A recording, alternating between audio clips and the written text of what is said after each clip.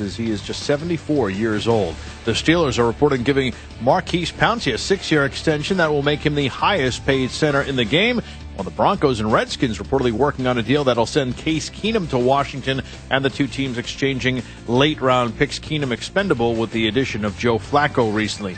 After 8 straight NBA Finals appearances, it appears as if LeBron James will miss the playoffs. The Lakers are looking to preserve their star. They'll reportedly cut his minutes, and he likely won't play the second part of back-to-back games. 2 games in the NBA tonight, and a lot on the line in Portland where the Blazers host the Thunder. The two teams are in a 3-way tie for the 3rd spot in the West. Along with Houston, Portland is back home after a 5-2 road trip that ended with a loss, and it's imperative Terry Stott's team doesn't stay down long. Obviously, both teams know it's a big game, with as far as playoff seeding and things like that. They already have the tiebreaker with us. They've beaten us all 3 times this season, so it should be a good game. Thunder are also coming off a loss. Also tonight, the Bucks take on the Pacers. Milwaukee was swept in the season series by Phoenix as they ended the 5-game road trip with a loss to the Suns. College action, 12th-ranked Houston will take on SMU after seeing its 12-game winning streak and a run of 33 straight at home come to an end, falling to Central Florida. The Knights, now ranked 25th, and will take on 20th-ranked Cincinnati shortly. Also at the top of the hour, Iowa and Wisconsin in Madison on senior night. I'm Rich Ackerman.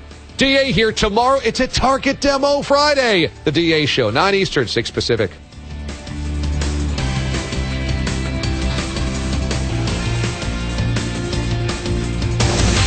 CBS Sports Radio. Erie's home for sports. CBS Sports Radio, 96.3 and 1260.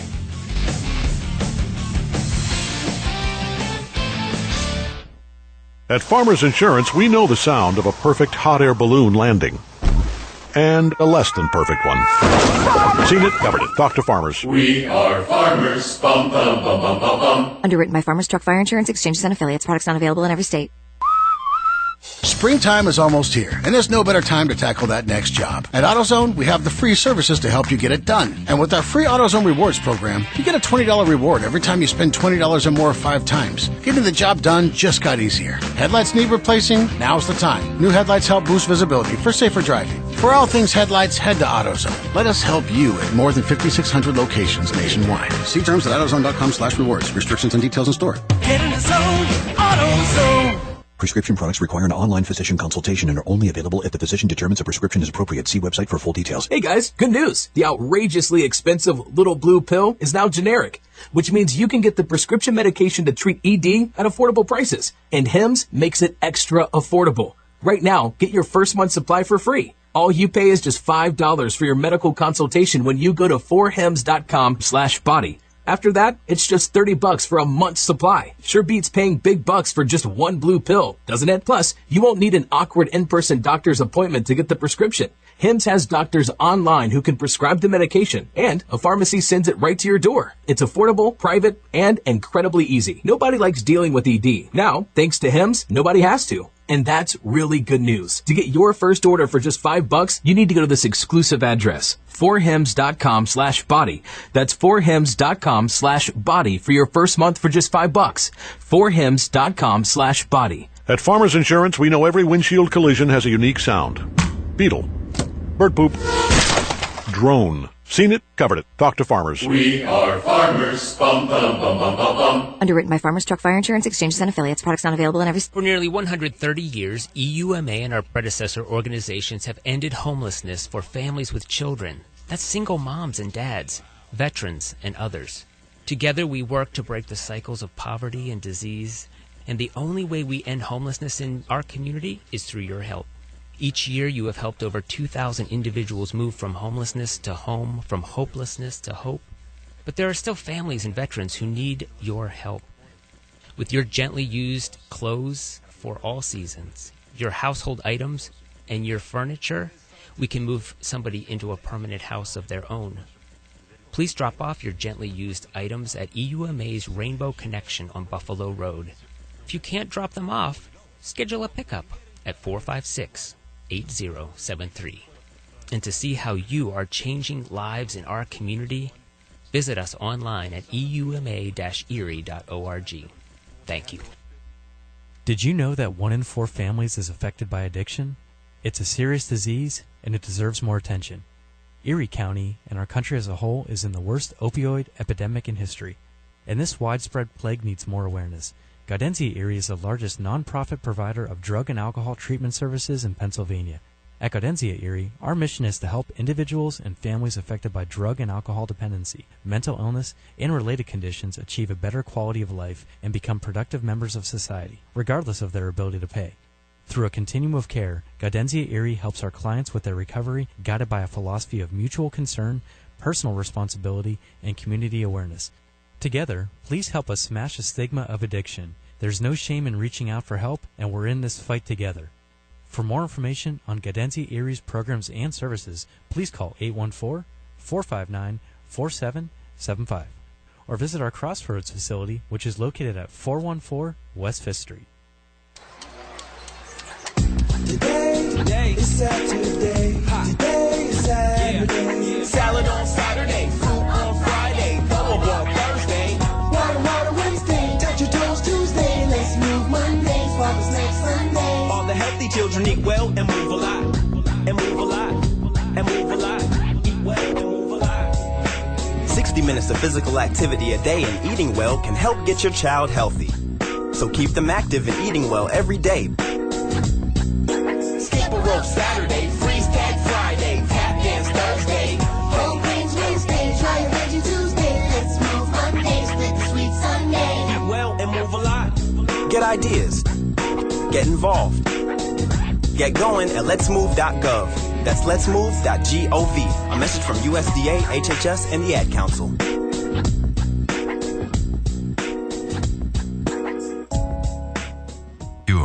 Erie's home for sports. CBS Sports Radio 96.3 and 1260.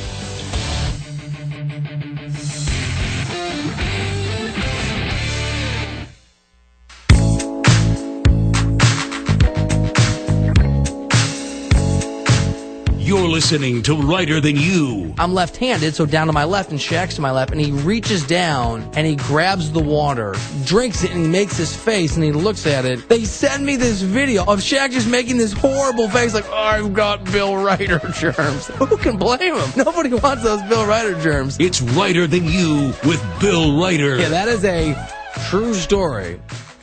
Barclays Center in Brooklyn, interviewing Shaq, sitting on a chair, shooting the breeze. I remember when he made the face to me, I'm like, man, what did I do to insult this guy? And then we had the video, we had the tape running. They went back through and saw it. Oh, no. I'm a germaphobe, too. Do you ever try to pull you accidentally think you're cool and then you realize you're not? Yeah, it happens to me all the time. Happened on the train today. So, you can ask the guys. I blame Adam Klug. I had these noise cancellation headphones. I'm actually wearing them right now. And they're life-changing. Especially when you live in the city. Because the train is loud and there's sirens and it cancels it all out.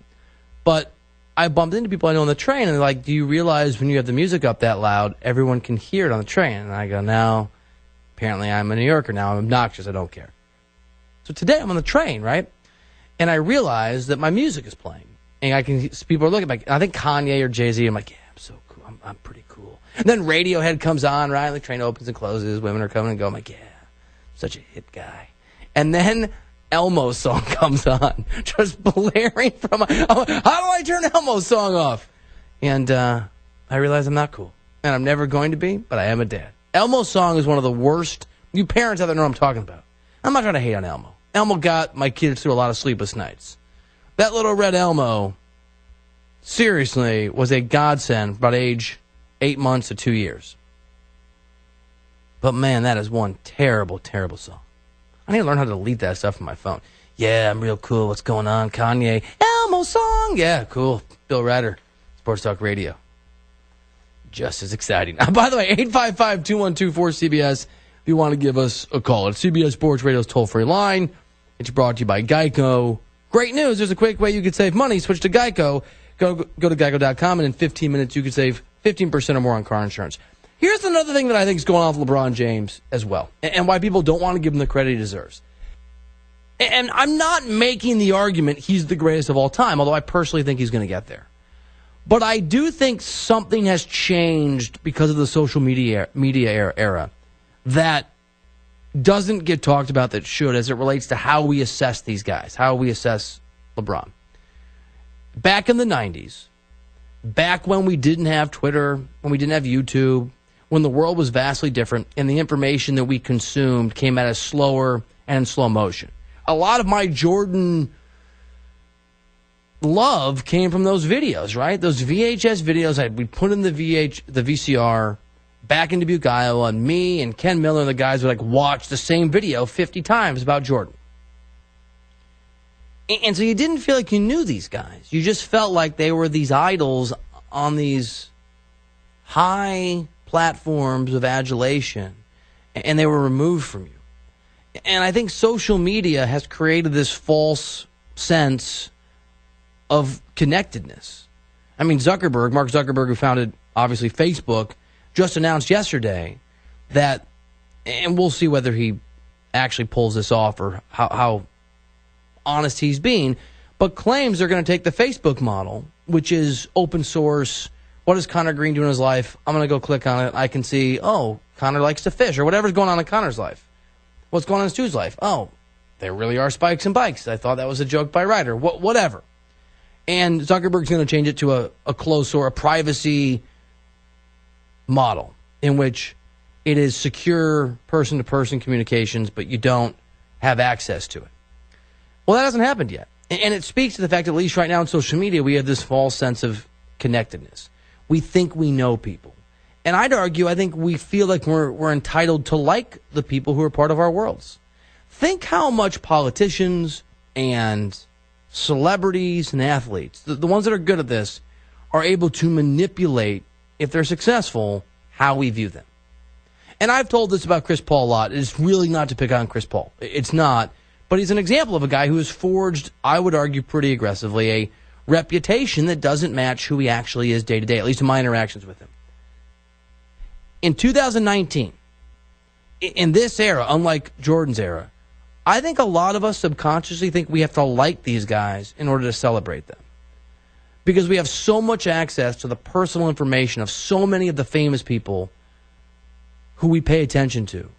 Politicians, actors, athletes, coaches, philosophers, authors, whatever you're into. That we've forgotten it isn't about being connected to any of these people in a real personal way. You don't know any of these people, even if you consume so much information about them on their Instagram, on their Twitter, as they manipulate how various social media outlets give you a perception of who they are. And LeBron, being ham-fisted now and ham-fisted back in the day, obviously screwed up his ability to pull off any kind of move that would make you think he's anything other than what he is, which is a really complicated guy. Petty at some times and remarkably selfless at others. Really cool in certain moments and utterly unlikable in other moments. We're all really complicated. And I have, I guess, a public-ish job. I would hate you to see me at my worst, you know? We all have fights with our wife or moments when we wish we were better parents, or we snap at people we work with, or Elmo's song comes on the headphones and we think we're cool, or whatever it is. But I'm not so famous that you really care. Anybody cares. I'm not famous at all. LeBron doesn't have that luxury. And I would argue part of the reason we don't assess him properly as an athlete is because we're so busy assessing him as a human being because we think we have the information that'll give us that answer that it has skewed how we view him. Some breaking news. And again, Jordan's complicated too. We just don't see him that way. But Jordan wasn't that likable in the easy, two-dimensional sense of the word. If Jordan and LeBron had switched places, if in the great cosmos LeBron had come along in that era, and Jordan were doing his thing. It's time for Erie Otters hockey on WRIE Erie. CBS Sports Radio 96.3 and 1260 is proud to be the new home of Erie Otters hockey. Now let's go live and join the voice of the Erie Otters, Aaron Cooney. Erie coming off of a victory over the Sarnia Sting Saturday night. And with that victory, the Otters inch closer to the postseason. Sunday, they take on the London Knights, another team in the CHL top 10 as the Otters in a tough bout in the final time that the Knights come into town. And as things got underway from the Erie Insurance Arena on a Sunday afternoon. The Otters would keep things tight, but at 4:36 of the first period, Adam Boquist would find a loose puck at the Otters circles and snap it past Cole Ceci to give the Knights a 1-0 lead. The Otters reset, bring it up the right wing side, taken again by the Knights, volleying back and forth in neutral ice territory for the time being as Formanton can find it down the offensive zone. Swept away by Ceci, comes loose here, wrist shot, they score! From the right side, walking in Adam Boquist. It's his 19th of the season as the puck right onto his teeth. It bounced after the poke check by Ceci, and the Knights take a 1-0 lead. It was 1-0 after one period of play as the Otters stay in tight with the London Knights, and it gave him an opportunity in the second to tie up his hockey game. 2:24. It's Peter Chaika, goalless in his last 7 games. Well, that's over with number 20 on the year, and we're even 1-1. As London nearly offside on this play as they bounce it back to the wrist, and Chaika goes the other way, flying right through the zone. Wrist shot, scores! Oh, Peter Chaika, a knuckler that just fools Jordan Coy. We're tied at 1. Tied at 1 indeed after one. And during that second period, the Otters would see former London Knight Jacob Golden. Now the Otters lead the hockey game after a hit from Alec Regula, which would lead the Otters down to 4 defensemen. Remember, no Jack Duff to Erie, no Brendan Kishnick for the Otters, both out with suspensions against the Knights. And the Otters would pull up a gutsy effort in the final 10 minutes, including killing off a London Knights penalty, or power play rather, that the Otters would keep this game tied into the third period, 1-1, and a chance to gain some points. But the Knights had other ideas. 7:49, Antonio Stranges, a second-round pick of the London Knights in 2018, would put a backhander through Cole Ceci from the right circle, and the Knights go ahead by 1. He tries to flip it in, goes off of Stranges, and away comes Paul Connor with Stranges left side. Kicked away on that pass. Stranges is going to find it. Here's a backhand. He scores! Antonio Stranges, the second-round pick of the London Knights in the 2018 priority selection, gets that puck right back off the skate of the Erie defenseman. His backhander pulls Ceci. Hits 2-1 London. And the Otters trying to tie this hockey game at 2 now. Goaltender pulled. Bonnie's on the ice trying to use the advantage, but a penalty taken by Maxim Golod would put the Otters shorthanded. Didn't matter. Here we get possession of the puck. An opportunity to pull the goaltender once again down a man now, trying to kill a penalty and also tie the hockey game.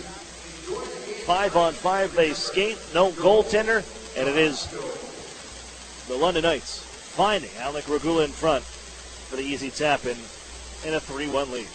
5-on-5, net empty. The Knights have the puck in their own end. Bouchard, headman play. As the Otters run into a man, Regula finds it. Empty net here as it's sent to the far corner. Formanton picks it up, looking to pass it in front, and into the goal it goes. Regula may have gotten the last touch on it in front, but it pokes it into the yawning cage with 35.5 left, and the London Knights cash in with the empty netter. 3-1. 3-1 is your final as the Knights prevail and take the season series 5-1. But for the Erie Otters, if you look at the week, that's 3 points out of a possible 6. And still just 2 points behind the Windsor Spitfires for the final playoff spot in the Western Conference. Hello again, everybody. I'm Aaron Cooney. It's the Erie Federal Credit Union pregame show. And we'll have you set for tonight. The Otters' final stop to visit the Niagara IceDogs on the season. Proximity rival for Erie. 6 times a year they see each other, and a chance for Erie to even this season series 3 wins apiece. And more importantly, depending on what happens around the OHL with the Windsor Spitfires in action, we could see the Otters into a playoff spot. More coming up, including my special guest, Alex Rich, joining us on the commentary. That's all on the way. You're listening to the Erie Otters Radio Network on CBS Sports Radio 96.3 and 1260. Okay, we're going to keep this quick. Because at Blaze Pizza, artisanal quality at crazy fast speed is what we're all about. Fresh dough made from scratch daily. Walk the line and choose any toppings you like. It's all one price. Then it's just 180 seconds in our blazing hot oven for fast bar perfection. That's Blaze Pizza. Sound good? Then come check us out and build your own pizza at Blaze Pizza. Peach Street Square in Erie. Together, Highmark Blue Cross Blue Shield and AHN St. Vincent Hospital are collaborating for cancer breakthroughs. We're sharing insights to help improve treatment times and results for you and your loved ones. For certain types of cancer, radiation treatment times have been cut in half and achieved the same level of success, exposing patients to less radiation and giving them a chance at a quicker recovery. Highmark and AHN St. Vincent. Together for health, together for you. Visit togetherforerie.com to learn more. Introducing the 2018 Mitsubishi Outlander Sport. You can buy now for only $17,988. The Sport has available features such as 7-inch touchscreen, rear view camera, Bluetooth, and of course Mitsubishi's 10-year, 100,000-mile warranty. Or buy the family-friendly 2018 Mitsubishi Outlander for only $19,988 or get 0% financing for 72 months. This 7-passenger top safety pick is designed to keep you and your family safe and financially sound. So we dare you to compare the 2018 7-passenger Mitsubishi Outlander that you can buy now for only $19,988 or 0% financing for 72 months. Also, come see the exciting lineup, including the all-new Eclipse Cross, only at Interstate Mitsubishi, 1/2 mile south of the Mill Creek Mall on Route 99. Discounts include $500 dealer APR cash, which requires financing through dealer interrig lending service. Prices prior to tax, title, and license. Discounts may not be combined with any other offers. 0% available with approved credit for 72 months through dealer and indirect lending service that cannot be combined with discount. The new home of the Erie Otters, WRIE Erie, CBS Sports Radio 96.3 and 1260.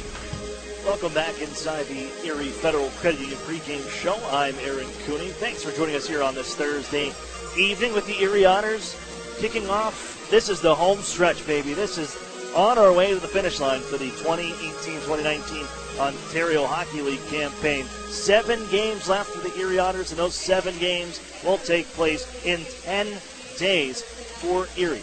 3-3 coming up starting tonight.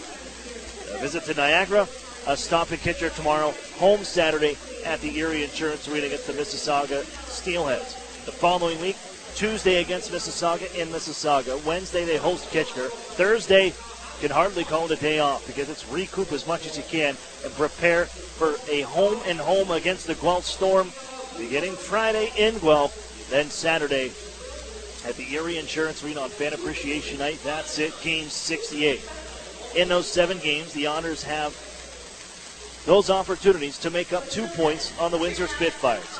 Erie with 7 games in hand, or 7 games to go, 2 in hand. 5 games left for the Windsor Spitfires, who take on the Owen Sound Attack here tonight, as Erie will be hoping that their Midwest Division rival can do them a solid and possibly pick up 2 points in Windsor. Windsor's lost 5 straight games. So, we'll be watching the scoreboard here tonight with the Otters watching a bit, but they got to take care of business here tonight against a good Niagara IceDogs team. Let's look at tonight's Marsh & Marsh Real Estate Services lineup. For the Erie Otters, Cole Ceci will get the net once again. He will be making his 7th straight start for Erie, with Dan Murphy unable to go. Murphy injured against Niagara IceDogs their last game out. That was at the Erie Insurance Arena a couple Saturdays ago. Ceci, 7-12-3-0, 4.23 goals against average and an .874 save percentage for the now 21-year-old, just turned 21 on Monday, Cole Ceci from Ottawa, Ontario. Scratches for the Erie Otters include number 74, Noah Sador, number 13, Elias Cohen, number 49, Luke Beamish, number 77, Maxim Golod, and number 96, Alex Gritz. All out of the lineup here tonight for the Erie Otters. That brings us to our UPMC injury report. And you notice we didn't mention somebody that is scratched. That is because Hayden Fowler is off the shelf. He's off the UPMC intermission report, and he's in the lineup here tonight after missing half a season. Exactly 41 games he has been out of the lineup since sustaining a fractured clavicle November the 14th against the Kitchener Rangers in the annual school day game. He's back here tonight, making his return to lineup for the Erie Otters against the IceDogs this evening. The rest of the UPMC injury report, we'll see Luke Beamish on it, although he is sitting 2 seats to my right. He has returned to the team after what was, didn't look pretty bad or pretty good for the rest of the season, but it appears that Luke Beamish returning to the team. We'll see his status moving forward. That could be another boost to the Erie lineup coming up. Maxim Golod also out of the lineup tonight for the Otters. He was sick, or got sick on the bus ride up.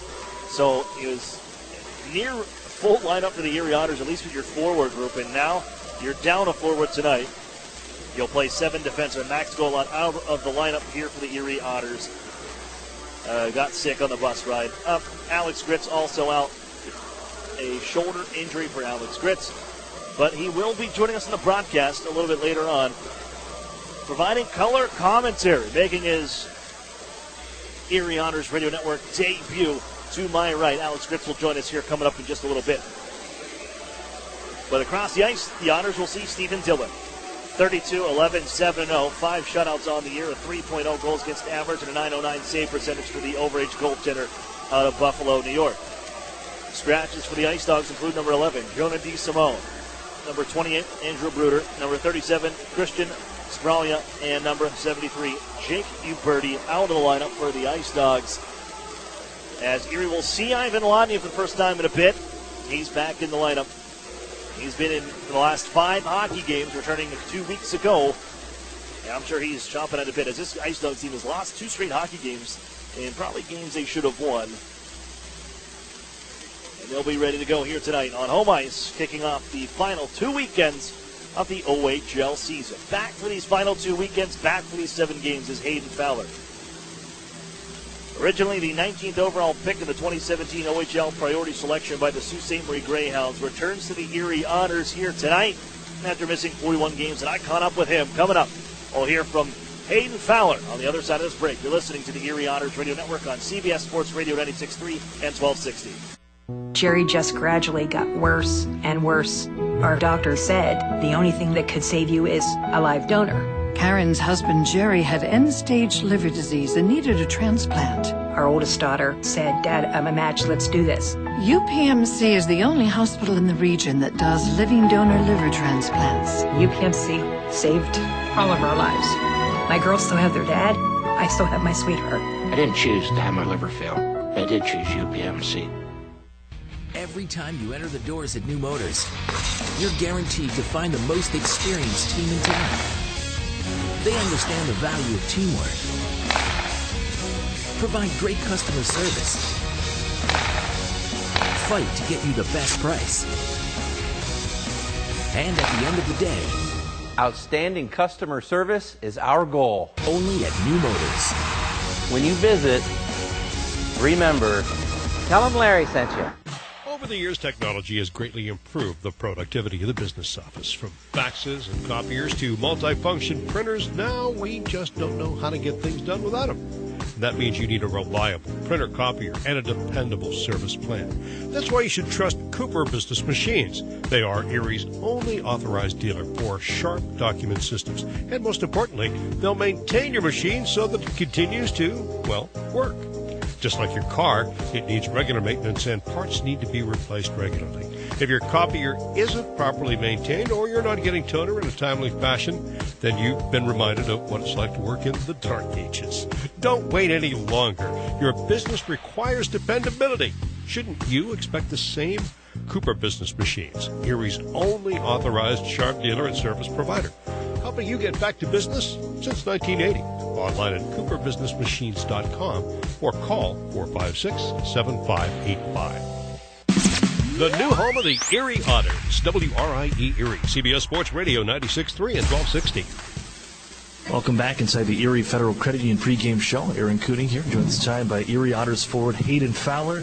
Hayden, the wait is over. Nearly half the season. I know it was 41 games dating back over the weekend that you've missed time with the shoulder injury. How are you feeling now, and how excited are you to get back in the lineup tonight? Yeah, I'm really excited. I feel really good, and it's just happy to be back and to help the team get a win here. So I know, dealing with the shoulder, but trying to keep up cardio, at least some things like that. How is Andrew Kupneski trying to keep you in game shape, knowing that at some point you were coming back in this lineup, and the team was going to need you jumping in the lineup, especially with the playoff push? Yeah, for sure. He's the best of the best. He's a high-class guy, and he's kept me in the loop and kept me up to game speed so that I can come out here and play tonight. During that time, it's watching a lot of games from the press box and from up high. Is that a different way to watch a game? Do you see things differently? Will you pick up different things that happen on the ice that maybe you can bring down the locker room or pick up for yourself moving forward as you get back onto the ice? Yeah, for sure. I think from watching up top, it's a different angle that you see the game, and I think that that translated on the ice when you are playing. A lot's changed since you were in the lineup to where it's at now. It's been 4 months. Obviously, Kyle Maximich was on your line at the time when you guys were really starting to click. That has changed since then. How do you get back in the lineup and just really pick up the speed of the game so quickly? Does it take a couple shifts? Yeah, I think it'll take a couple shifts. I think obviously I haven't played in 4 months, but the chemistry in the room, it's always really good with this group, so I don't think it'll take too long. Now, you get to jump right in and be a part of some pretty meaningful games. This group hasn't, last season, already had the playoffs at that time, and here you are just 2 points out fighting for a playoff spot. What's it like to be around this kind of just environment situation, knowing that we get a chance to do something special and hop into postseason? Yeah, it's a really crucial time of the year, and I'm just happy that I'm back and I can contribute to a team that's trying to make the playoffs. So what's your mindset going into tonight? There's obviously going to be some meetings that go on. You'll find out who you're playing with, but it looks like we're down a forward here tonight with no Max Golan. How does Hayden Fowler get ready to step on the ice and get back into action? Yeah, I think just get my feet under me and get my first couple shifts and just go from there. Hayden, thanks for this, and have fun here tonight in Niagara. Thank you very much. That's Hayden Fowler of the Erie Otters.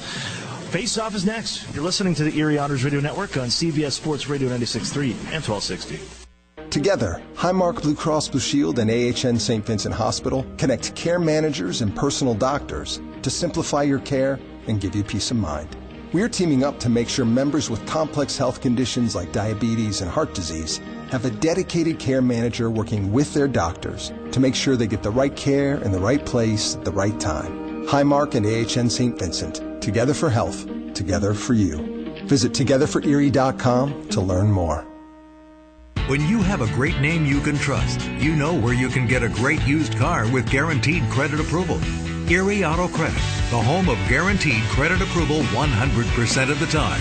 Stop in today or go to erieautocredit.com. Sadly, crime can strike anyone at any time. The good news is the Crime Victim Center of Erie County has been here for 45 years helping all victims of crime, be it rape, theft, assault, vandalism, burglary, or abuse. Report any crime to the police within 72 hours to secure your rights to victims' compensation and restitution. Call the Crime Victim Center of Erie County at 454-9414. They'll assist you in filing a claim, and if you need counseling, contact them 24 hours a day, 7 days a week. You're not alone. The Crime Victim Center of Erie County can help. Paid for with Pennsylvania taxpayer dollars. At ServPro in West Erie County, no job is too big and no question is too small. So when fire or water damage strikes your home or business, call on ServPro of West Erie County at 814-806-1987. That's where you'll find a team of specialists that's faster to any size disaster. So when the things that matter most are on the line, call ServPro of West Erie County, 814-806-1987 to help make fire and water damage like it never even happened. Franchises are independently owned and operated. When you need a loan and you don't know where to get it, you gotta call Erie Auto Credit, Erie Auto Credit, and ErieAutoCredit.com. The new home of the Erie Otters, WRIE Erie, CBS Sports Radio 96.3 and 1260. Welcome back here inside the Meridian Center. And getting set for Otters and IceDogs. We're going to take a moment of silence here as just recently had some tragedy in the Quebec Major Junior Hockey League, one of the sister leagues here in the CHL with the Ontario Hockey League, WHL, and QMJHL. Player Alec Reed, his first year, tragically passed away just this past week due to health issues. And David Kelly, longtime equipment manager of the St. John SeaDogs. TK Strong, if you're familiar with the hashtag, passed away just today. And we will celebrate, take a look here and take a moment with a moment of silence coming up in just a second. We will join public address and recognize this. We observe a moment of silence in memory of Alex and David.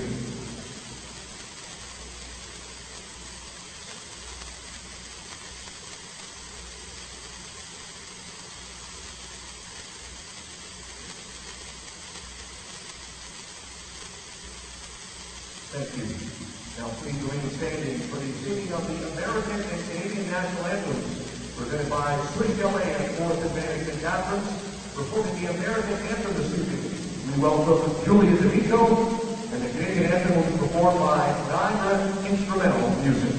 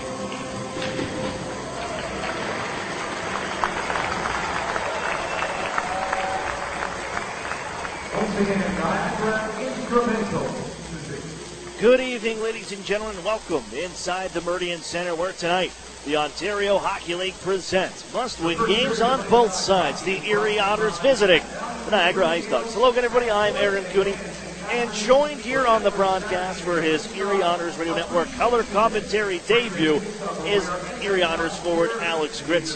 Gritzy, thanks for joining us here. Glad to have you along. Yep.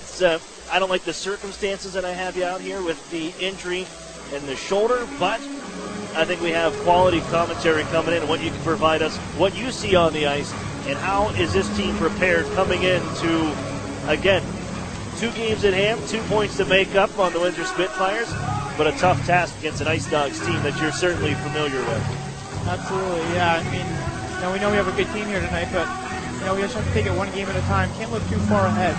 We know that this team is really high-end offensive talent, so we're going to have to play good defense and force them to play defense. And that was actually, we'll get to that a little bit later on, because that was a message that was preached for going into last weekend. It seemed like you guys forced the other teams to play defense. You didn't give them room to skate.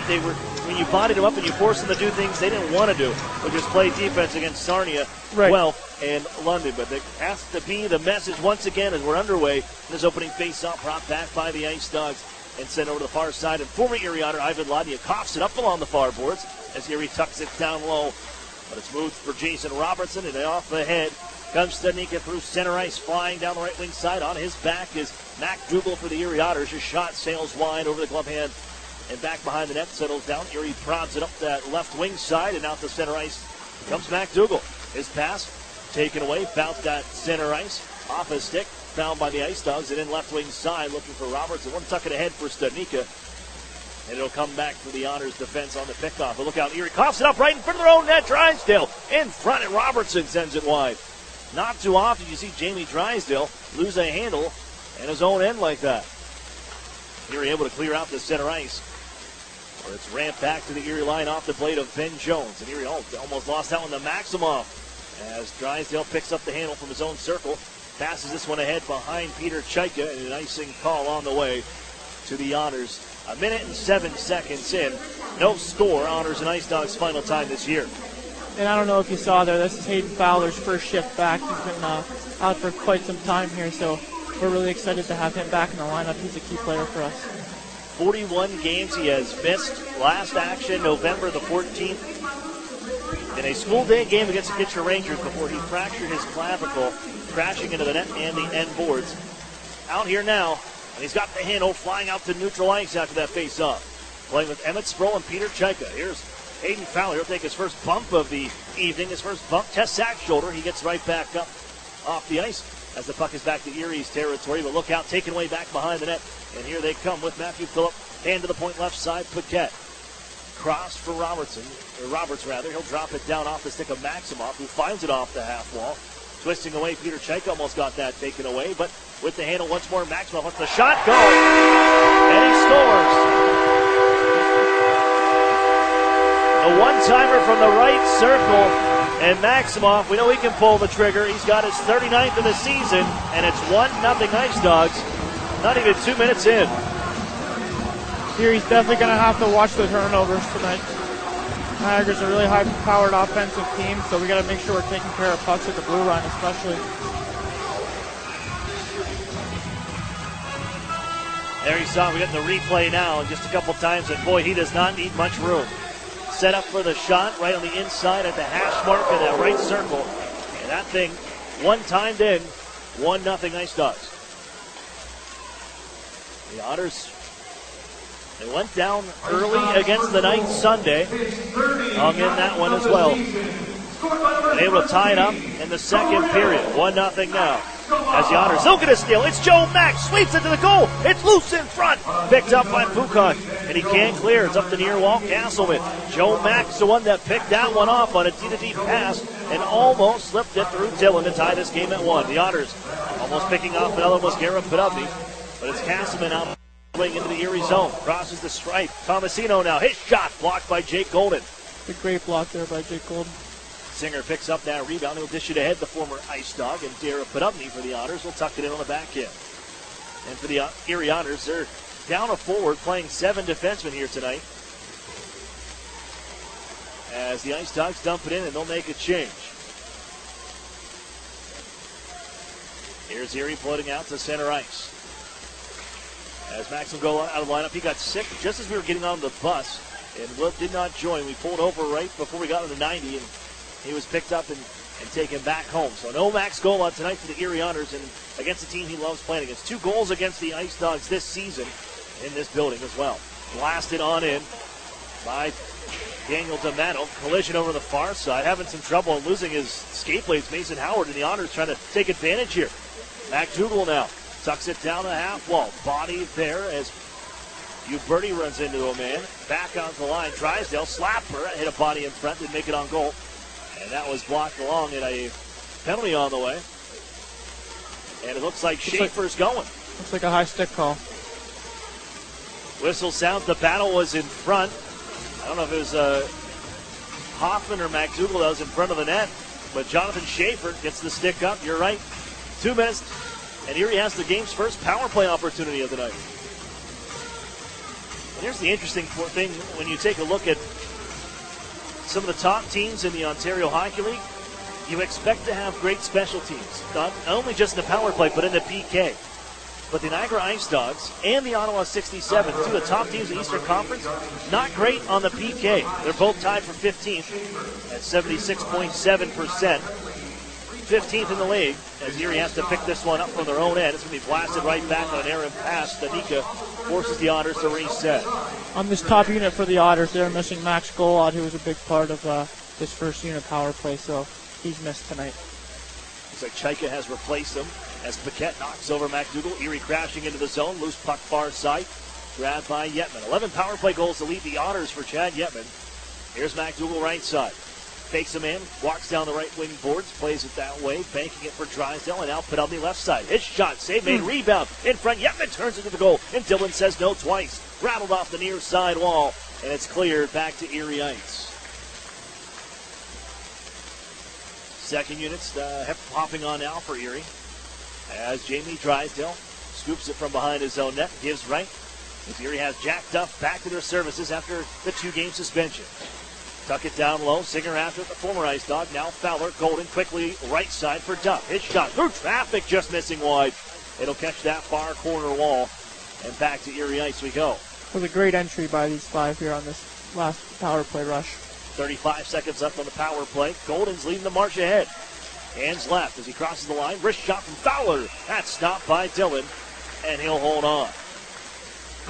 And I know you've battled a bit here this year with that shoulder.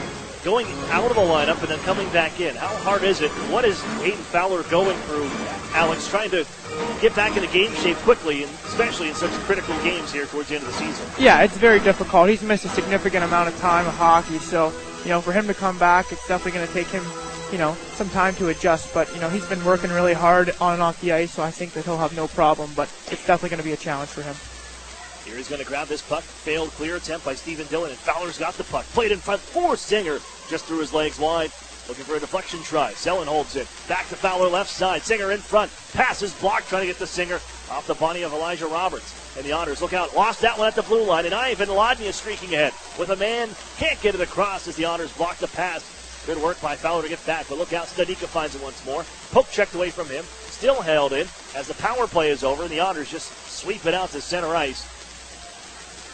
With 14:20 to go here, first period, 1-0 Niagara. Jason Robertson in left side. 12 points against the Erie Otters this year. Here's Stanika in front, and the Otters block that play. Again, onto the tape of Jason Robertson. 105 points on the season. Second in the OHL behind Morgan Frost, who was 107. They'll turn it to the blue line for Schaefer left side. Waits to just tuck it down low. After it's Stanika, the former Oshawa General. Joe Mack puts him to the wall. He'll find the puck. Mack along the far wall. Pick that one up. Played ahead for Brendan Hoffman. Tapped along with a man charging to it to Matto, but Schaefer gets there first, the defenser.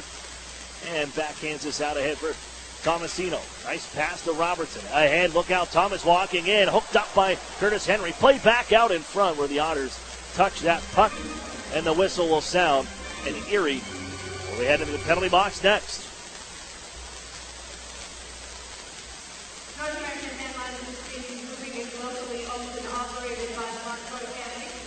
Otters penalty kill, 20th in the league at 68.6%.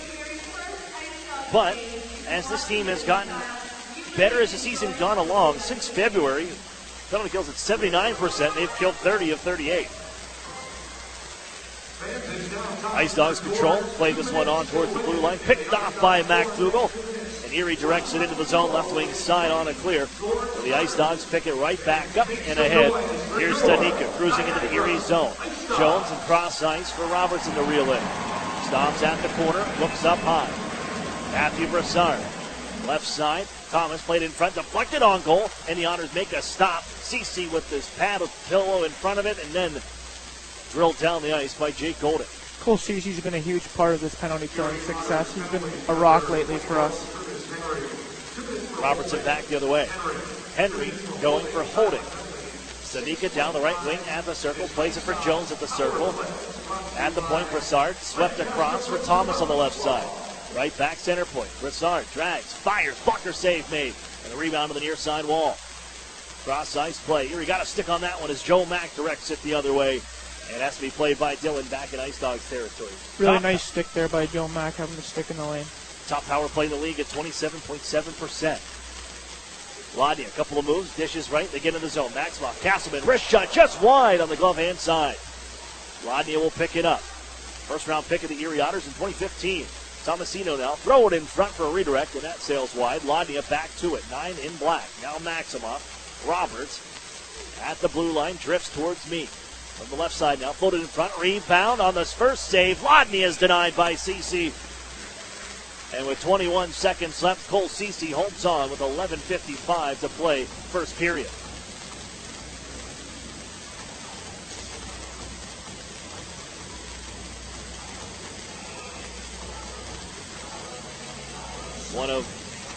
Once 4 games going on in the OHL, but one was postponed in North Bay due to the facility issues. So 3 games on the slate here tonight. With one of those canceled, that was the North Bay Berry game as the Otters win this face-off and drill it down ice. Elijah Roberts, Tomasino, and now Castleman streaking left side into the Erie zone with time winding down the power play. Dumped, pulled over by Castleman. Held in right side, Philip Tomasino sweeps it on in front. They try to tap it for Lodney on the back door, and that pass was picked off nicely. Read by Mac Dougal, and the Otters ahead with Jake Golden. Tucks it in down low, slowed by Stephen Dillon out to play it. Forwards charging in after Elijah Roberts, who spins away from some traffic. He gives left to Brady Johnson. Johnson flying down the left wing side. He'll take it himself. It's a shot go. Hits off the side of the cage and off the iron as well. Paquette now gives to the blue line. We'll go D to D, and that one another good stick for Joe Mack, as you pointed out earlier, Gritzy.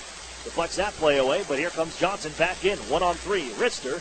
That one sails wide. Now Hunter to the goal. Oh, it's getting through. And that takes a bad hop off the boards. There's not much CC can do on that one. Drew Hunter with his 5th of the year just squeaks through CC, and it's 2-0.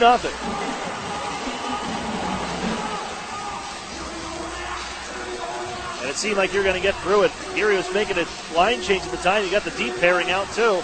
Yeah. But a Meridian Center bounce, as you mentioned, Gritzy.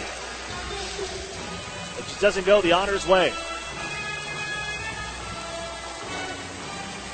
2-0 IceDogs. Here with 9 minutes off the clock in this first frame. The IceDogs looking for more. They've lost 2 straight hockey games, so you knew they were going to come out. And they just lost the division lead as well, as CC has to hold on to this one. Spun towards him on a backhander from the far wall. And he'll gobble this one up. Like I had mentioned earlier, we definitely want to start playing down in their end a little bit and force them to defend. We don't want to be hemmed in our zone the whole night.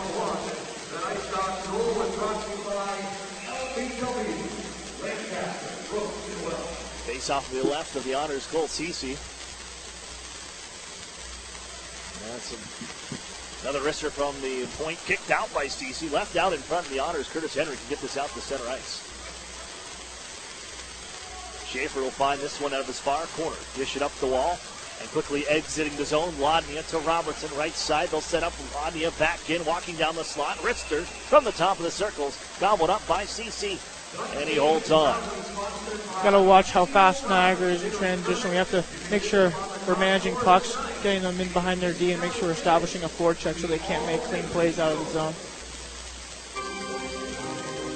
How hard is that against some teams that are so skilled? I mean, it's very difficult. Those were 3 NHL picks that were out there as forward units, and they broke out of the zone. Right, they're very fast. They move the puck very fast too. So you just got to work hard against them. That's the formula to success against those kind of guys. Loose puck in the honor zone here. A man crashes into the net. The puck goes in too, and that is quickly washed out back behind the goal. Well, Matthew Phillip was in the crease on top of Cole Cece as they fired another one through the goal and across the line. But Drew Jackson was right back there and immediately washed that one out. This one might go to review. Gives us a chance to tell you that our officiating crew is brought to you by Visual Options. Pat Myers and Drew Jackson are our 2 referees. Scott Lawson, Corey Hooper, our linesmen here tonight. And we're going to drop the puck from center ice. All right, a little neutral ice here as Corey Hooper sets up just outside the Erie line. Definitely goalie interference on that last play there. CC had no chance to make that save. Here's Phillip. Back from their own end. They break out. Daniel Bukach. A Boston Bruins pick, but they're offside coming into the zone. And with 9:56 to go, first period, the Otters trail 2-0 here from the Meridian Center. Otters fans, real food, real beer, real historic atmosphere. That's what you'll find at the Brewery at Union Station, Erie's original brew pub and restaurant. Located downtown at 123 West 14th Street. That's the Brewery, proud sponsor of the Erie Otters.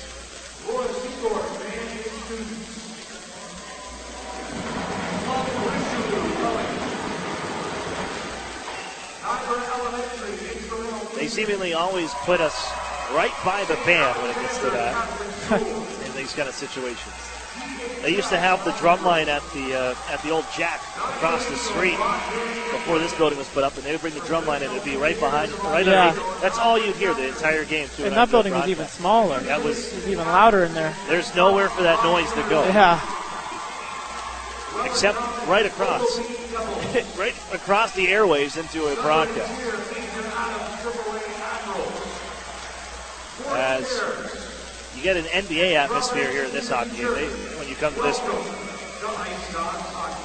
Whether it's announcements or music, it just goes all through the play. With the puck are the Otters, they dump it in down the left wing side. Brendan Hoffman right back down low. McDougal behind the goal. Wheels towards the board, drops it off, cycle on for Brendan Hoffman. He's shouldered by Thomas. Hoffman gets that puck back, plays at the point, picked off by Castleman. Goes looking for Ryan Martin. He got the IceDogs instead. Here's Tomasino, went offside on that pass to Castleman. With 9:19 to go, first period. 2-0 IceDogs. As I was going to mention before, the IceDogs coming in, they've dropped 2 straight. A loss in Barrie, a loss Saturday to the Sarnia, or rather Sunday, the Sarnia Sting after the Otters beat Sarnia. As the Otters have to make a stop. Cole Cece holds this one. Another thing I've noticed personally playing against this Niagara IceDogs team is their centermen are very good at face-offs. So I think if our centermen can win face-offs and get possession for us, that's going to be a key factor in our success tonight.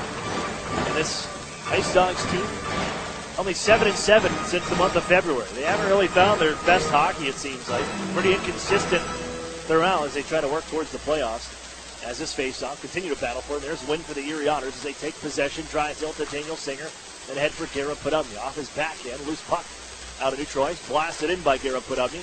Slowed by Dillon, who rattles around the boards.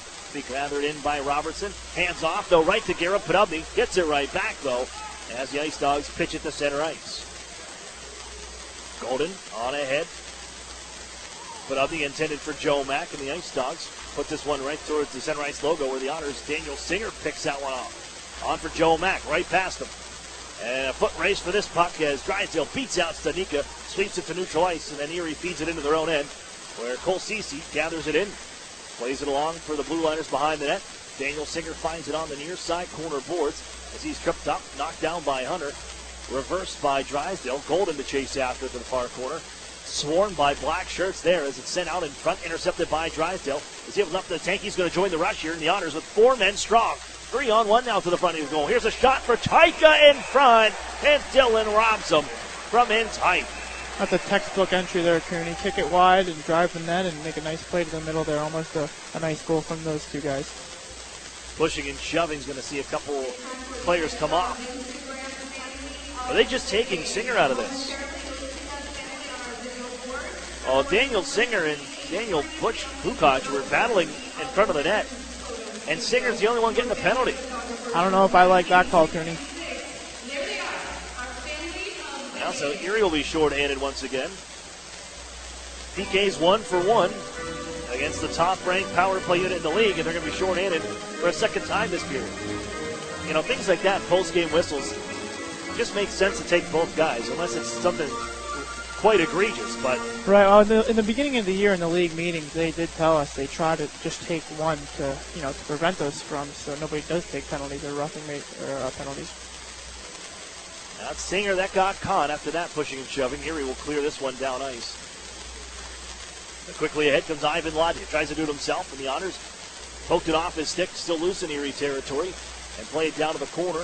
Now back behind the net for Kirill Maximov. Center point, Roberts. Along the blue line, guys in for Lodny. Plays it in front, that's blocked by Jack Duff, his former billet brother, and the Otters clear as Chad Yetman rips it down the ice. Roberts will pick this one up, set up by Dillon behind his own net. They'll break out for a drop pass, and ahead comes Tomasino. Tomasino ducks around one man, but tied up at the blue line. The Otters poke it ahead as Joe Mack. He's going to create another opportunity for himself short-handed. Lets a shot go, holding on Dillon. And he'll move it across as he kind of bobbled that one, but Joe Mack, another good opportunity for the Otters. Yeah, man with the best. Stephen Dillon yet. Remains 2-0. 53 seconds left on the power play for the IceDogs. Brassard ahead. Drop back for Akil Thomas, then Jason Robertson to his own left side. Now Ben Jones in the circles, on across, wrist shot. Chaika blocks it. Here he tries to jam it up the far wall. Bouncing around for Selin. He'll just nudge it ahead as it rolls down to the near side corner. We set up by Dillon with half a minute left on this power play. Ben Jones now. Left side for Robertson. Just tucks it down to the corner. Robertson finds it. Banks it to the blue line where it's held by Matthew Brassard, the overage defender from the Oshawa Generals. Now Thomas left side. 44 in black.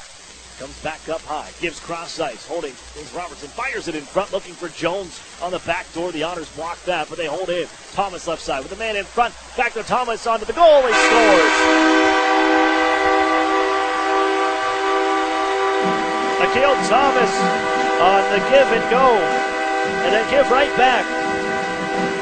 Thomas buries it for his 33rd of the season. And it's 3-0 IceDogs with the power play goal. As you see there, that's a prime example of why clearing pucks is a huge part of penalty killing. When you fail to clear it, it can end up in the back of your net a lot of the time. So that's definitely going to have to be a key for us tonight. We're going to have to make sure when we have the chances to clear the puck that we do so.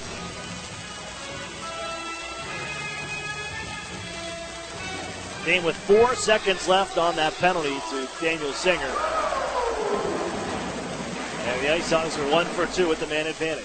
Kian Sopa chasing it down into the Erie corner, back behind that. Otters will gather in, but they can't clear. Hunter has it. And then back to left circle. Turning, firing. Johnson, that's blocked by Erie. Gloved down by MacDougall, fouled by Golden. Hoisted ahead to center ice. Caught by Yetman. He'll backhand it on for MacDougall. Hit shot, saved by goaltender Dillon. And he'll get the whistle at 5:45 left in a 3-0 hockey game.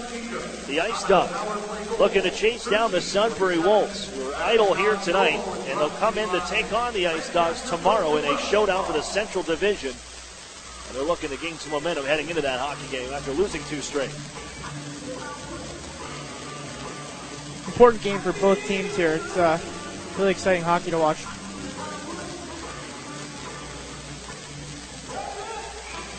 It's got to be fun to be a part of meaningful hockey games once again. I know last year the Otters playoff picture was kind of sewn up by February, but here you are now into the final month of the season. Definitely exciting. This may go down all the way to the wire, to the final days of the OHL season. Puck ends up into the Niagara bench, and we'll have a face-off from neutral territory. Well, now the Otters might get a break here, and it will result in an offensive zone face-off, I think. IceDogs are saying the same thing over on the bench. They're saying there's no way that it should be in their zone. And now I think we're going to bring it back out. Now, powwow with our officials. They'll figure it out here. But when you're down 3-0, Gritzy, I mean, this team you guys have made a knack of coming back in hockey games. Yeah. So by no means is your group out of this. What is being said, and how does this locker room come together knowing that there's 40 minutes left, 45-38 to play still? Well, I think it starts with the guys in the team. They're all, we have no quit in our game. I think that's a huge thing. Is no matter what the score is, you're never out of it. And I think that we, as long as we stick to what we should do in our game plan, then I think we have a chance of coming back and being successful. Face-off is from neutral ice, right in front of the IceDogs bench, and we'll drop it and get back to it. Bounced out the center ice after the face-off win for Erie. Gathered in by Ben Jones, poked away by Marcus Gillard. The couple of Niagara Falls natives here, right around this St. Catharines area, on defense right now for the Otters, and Marcus Gillard and Curtis Henry. We'll hear from Marcus Gillard a little later on the broadcast as Emmett Sproul knocked off his skates. No hook there. Maximoff looking to send it on in. Turned right back out by the Erie Otters, and Roberts resets from his own line. 5 minutes left, first period. 3-0 IceDogs as they bounce it in off a stick. Quickly moved here by Curtis Henry as he puts a man to the boards, but that puck picked right back up in Erie territory. Maximoff, the Schaefer doesn't shoot, ran out of real estate, ran into one of the Otters as well as Fowler found him. And the Erie Otters just hoists the head to center ice, and Brassard coughs it up. Fowler has it right side corner. Hayden Fowler, the Otters, to the point, just behind Jack Duff. He'll hold in, though, gives off to Emmett Sproul. Turns it on towards the front for Peter Chaika at the face-off circle. Knocked down from behind, and that was pushed by Brassard, and ahead go the IceDogs with possession. Softly sent in by Jones. to the Otters corner far side. Poked there by Drysdale. Fouled by Tomasino. Changes on for the IceDogs. Erie picks it up behind their own net. Drysdale, nice little move to maintain possession, but his pass is just off the mark for Singer. Forced back into the Erie zone. Thomas chases against Jack Duff. Drysdale takes over the handle. Nice pass ahead, tape to Singer. And now Garrett Podubny in play. Back to Singer, right wing side into the zone. Swing it to the front, deflected just wide by Garrett Podubny. And onto the far side corner.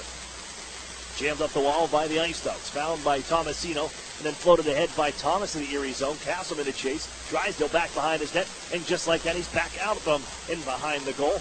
And ahead goes Erie. On the near side. Podubny down for Joe Mack. Down the right wing corner, makes his move. In front, Singer, kicked down. Robbed by Dillon on the stop. Great look there by Joe Mack. A great pass. And a rebound forced to center ice. Erie brings it back in. Ryan Martin ducks around one man, walks to the slot.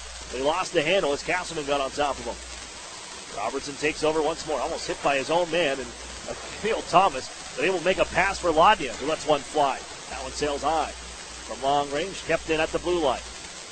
And down the left wing side, twisting here, Jack Stanika in front. One-timer Ladnia, saved by CC.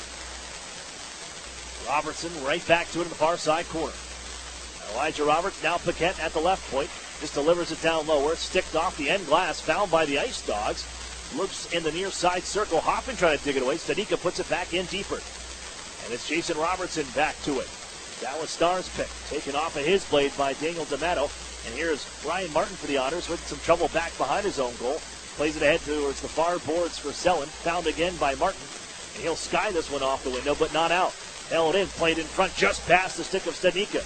Erie hemmed in right now, trying to clear. Paquette holds in. And he's just forced out, powered ahead by Hoffman and Selin to get the puck across the line with under 2.5 to go here in the first period. 3-0 IceDogs. Ladnia shoots it right back in. Erie over skates. Stanika fires it behind the net. Robertson now to the blue line. Brassard, glove save, CC. And he'll stop his former teammate and hold on for the whistle. See a lot of bouncing pucks tonight, Cooney. Puck doesn't seem to want to settle down, so he's going to have to make simple plays and keep it simple so you don't turn over pucks. You mentioned face-offs a little earlier on, Gritzy, and that's the one thing I noticed about Erie. You guys have gotten better as the season's gotten on, especially in some critical situations. PK, offensive zone, and even some critical defensive zone ones. Yeah. You guys have come up with. How do you practice that? How do you get better? Yeah, we take a lot of pride, especially, we keep track of especially the penalty kill draws that we have. And, we work together in practice as centers, and we also discuss different techniques that we can use with each other. IceDogs take this one, though, as Brassard sends one off the stick. It'll knuckle to the near side circle. Glove down by Ben Jones, and he holds in. To Phillip down low. Hit by Henry, but he plays it to the point. Right back left side, Schaefer winds, waits, now shoots. That's blocked in front. Kishnick steps in front of it, and he rattles it off his teammate Yetman. He's able to find Curtis Henry to lug this out the center. On the left side, drops it in down deep. Dillon slows it down as he plays it up the near side, deflected by Phillip, but not out. Kishnick to Yetman. Along the near side half wall. Tucked along for Emmett Sproul. Spins away from one man. But able to recover is Ben Jones. Erie still has that puck, however. Sproul gets right back up with the handle. Gives to the point, Kishnick. Henry calls for it left side. Has it. Winds. Waits. Drags. Now fires. Blocked by Maximoff. And he chops it down the ice. No icing on this play as it slows down towards the end of the period with 1:20 left. Erie trails by 3. And it's Kishnick rambling ahead. Nice pass across the zone in the neutral ice area for Fowler. Ducks around a check, but couldn't pick up the puck on the other side. Sopa drills this one off the boards to center, bouncing around there as Erie shoulders a man. On to chase it out is Mason Howard, normally defenseman. Out here playing forward on the fourth line tonight. In the final minute, Erie has it. Motor moving for Garrett Podubny. He finds Chaika. Drop pass as he's run off the puck to the boards. Erie after along the far side wall. Fowler can't dig it out. Moved by the IceDogs, and Hunter has it to center ice with 44 seconds left. Nice pass wrong to the right side. Johnson has to reel it off the boards. Try to dish out in front, or it's blocked by Duff. He'll carry the mail to center ice. Puts it off the backhand of Brady Johnson. Back at the Erie line, it drops. Drysdale will scoop it up and grab the handle with half a minute left. Crisp pass on for Jack Duff. Twist from Castleman. Nice move by Drysdale. Get a little space and play it to himself. And into the zone comes Erie. Daniel Singer waits, drags. He pulls the trigger, but it's blocked by Roberts. 12 seconds left, and ahead It's Thomas, 1-on-3 to zone. Reinforcements coming. Twist to the goal here. Tied up by Martin. Floats it out to the front of the goal. Bouncing around. Singer finds it. 5 seconds left. Trying to get a shot away. Ear's going to get a shot. 1 second. They let it go. And holding on is Dylan. But the glove save as the first period comes to an end. Shots 14-9 in favor of the IceDogs. And they have a 3-0 lead to go with it. 20 minutes in the books. I know the Otters have not had the best success getting off to great starts, but it seems like they get better as the game goes on. Giving up the first 2 goals there in the first half of the period, there's still a lot to build off of, you would think. Right, yeah. I mean, it's a long game. Still have 40 minutes of hockey to play, so kind of got to put that behind you, learn from it, make adjustments, and move on, and you come out hard the next 20. 3-0 IceDogs. Erie Otters trail. To look to make the comeback here as we will head to a break. The UPMC intermission report is coming up after this, where we'll chat with head coach Chris Hartsburg. That's on the way next. You're listening to the Erie Otters Radio Network on CBS Sports Radio 96.3 and 1260. As a CEO, I want the best from our employees. In return, they want the best from their company, especially when it comes to their health benefits. That's why we choose UPMC Health Plan. It gives our employees in-network access to the best doctors and hospitals, including the world-class care of UPMC. And the best part? It's affordable for all of us. For the quality, affordable coverage your company deserves, here's the plan, UPMC Health Plan.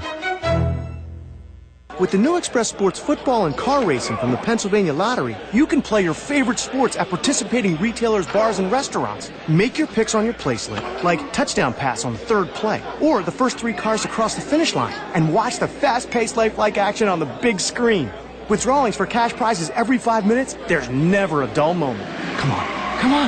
Yes! Express Sports from the Pennsylvania Lottery. Compete from your seat. Players must be 18 or older. Benefits older Pennsylvanians every day. Hi, this is Ed Rendell. I've got to admit that I was sort of a dinosaur when it came to using social media. But my son found Epic Web Studios, and we began working with them. And they've done an incredible job with us. They've significantly increased our followers on Twitter and Facebook.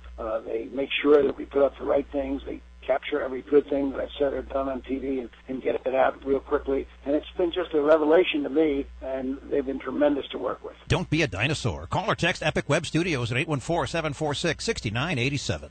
Few things hurt as much as a family or relationship that begins to unravel. And the longer it goes, the worse it feels. No matter how bad it seems, it doesn't have to be that way. There is hope. If you or a loved one needs help, call Family Services of NWPA today. Counseling is available for families, individuals, and couples. Take the first step at fsnwpa.org. Family Services of NWPA is a proud sponsor of the Erie Otters.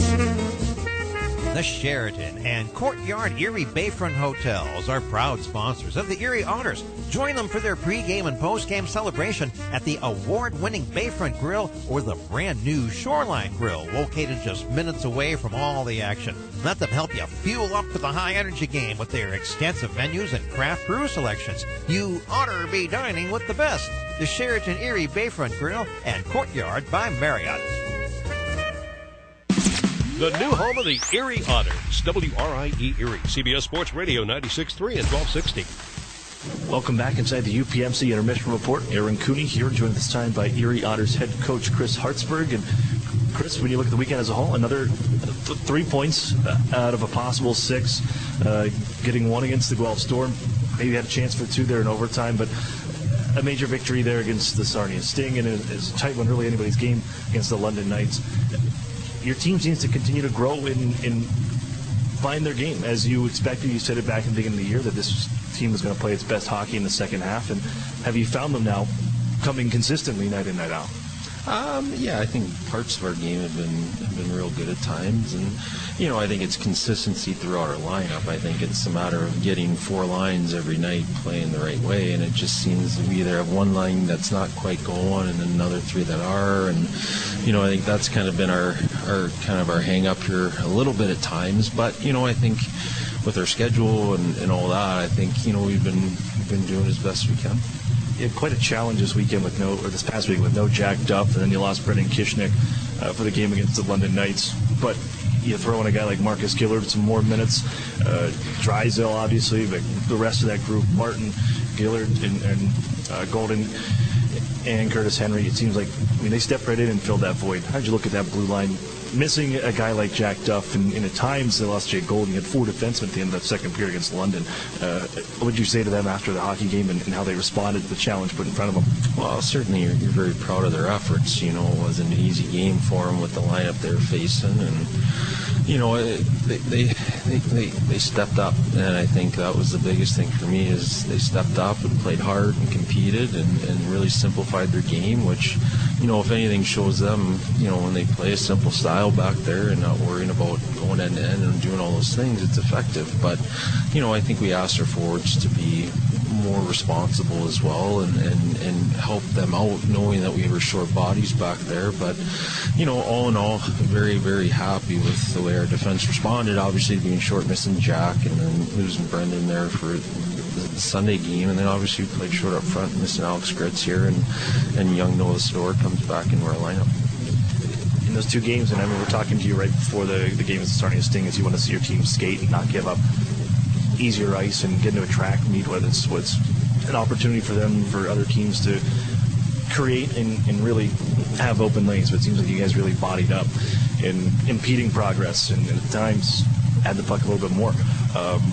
How does that continue moving forward? Did that team execute where you were looking for it in getting a victory, and even with London slowing them down? Yeah, I think the biggest thing for me was neutralizing the speed through the neutral zone, and I thought we did a better job of that at times. And, I think you look at the Sarnia game, those 2 goals we give up, bang, bang, are kind of very similar goals where we just lost guys in our own end, and, it's going to happen at times. But, I think, all in all, I thought, our group really wanted and showed in their efforts that they want to keep playing, and I think that's how we're approaching these last 7 games. Is we're dealing with games that are meaningful every night, and it is do or die time for us. 7 games in 10 days, as you mentioned, coming up. It's obviously looking at it even on paper and talking about it. It seems even it's tougher and tougher as it kind of mounts up, and the more you say it. Day off on Monday, it was more of a slower practice, some 3-on-3, let the bodies kind of rest up. A real practice here just the other day to really get into game mode. But how you manage this group and ice time and what it may be, and now that you just lost Max Golod, as it looks like he won't be playing here tonight after trying to make the trip up. But short of forward, 7 defensemen it looks like. How does the rest of this group stack up? Well, I think it's just going to be, next man up mentality where, all 11 forwards are going to play because we need to play. And, with our defense, obviously we can manage that a little bit more, have an extra body back there. But, our forward group's just got to make sure we're playing the right way. We're playing a simple straight-ahead game and forcing them to defend. And, this is a team that's very dangerous off the rush and very dangerous when they have the puck on their sticks. So I think the harder we make it on them, the better it plays into our hands.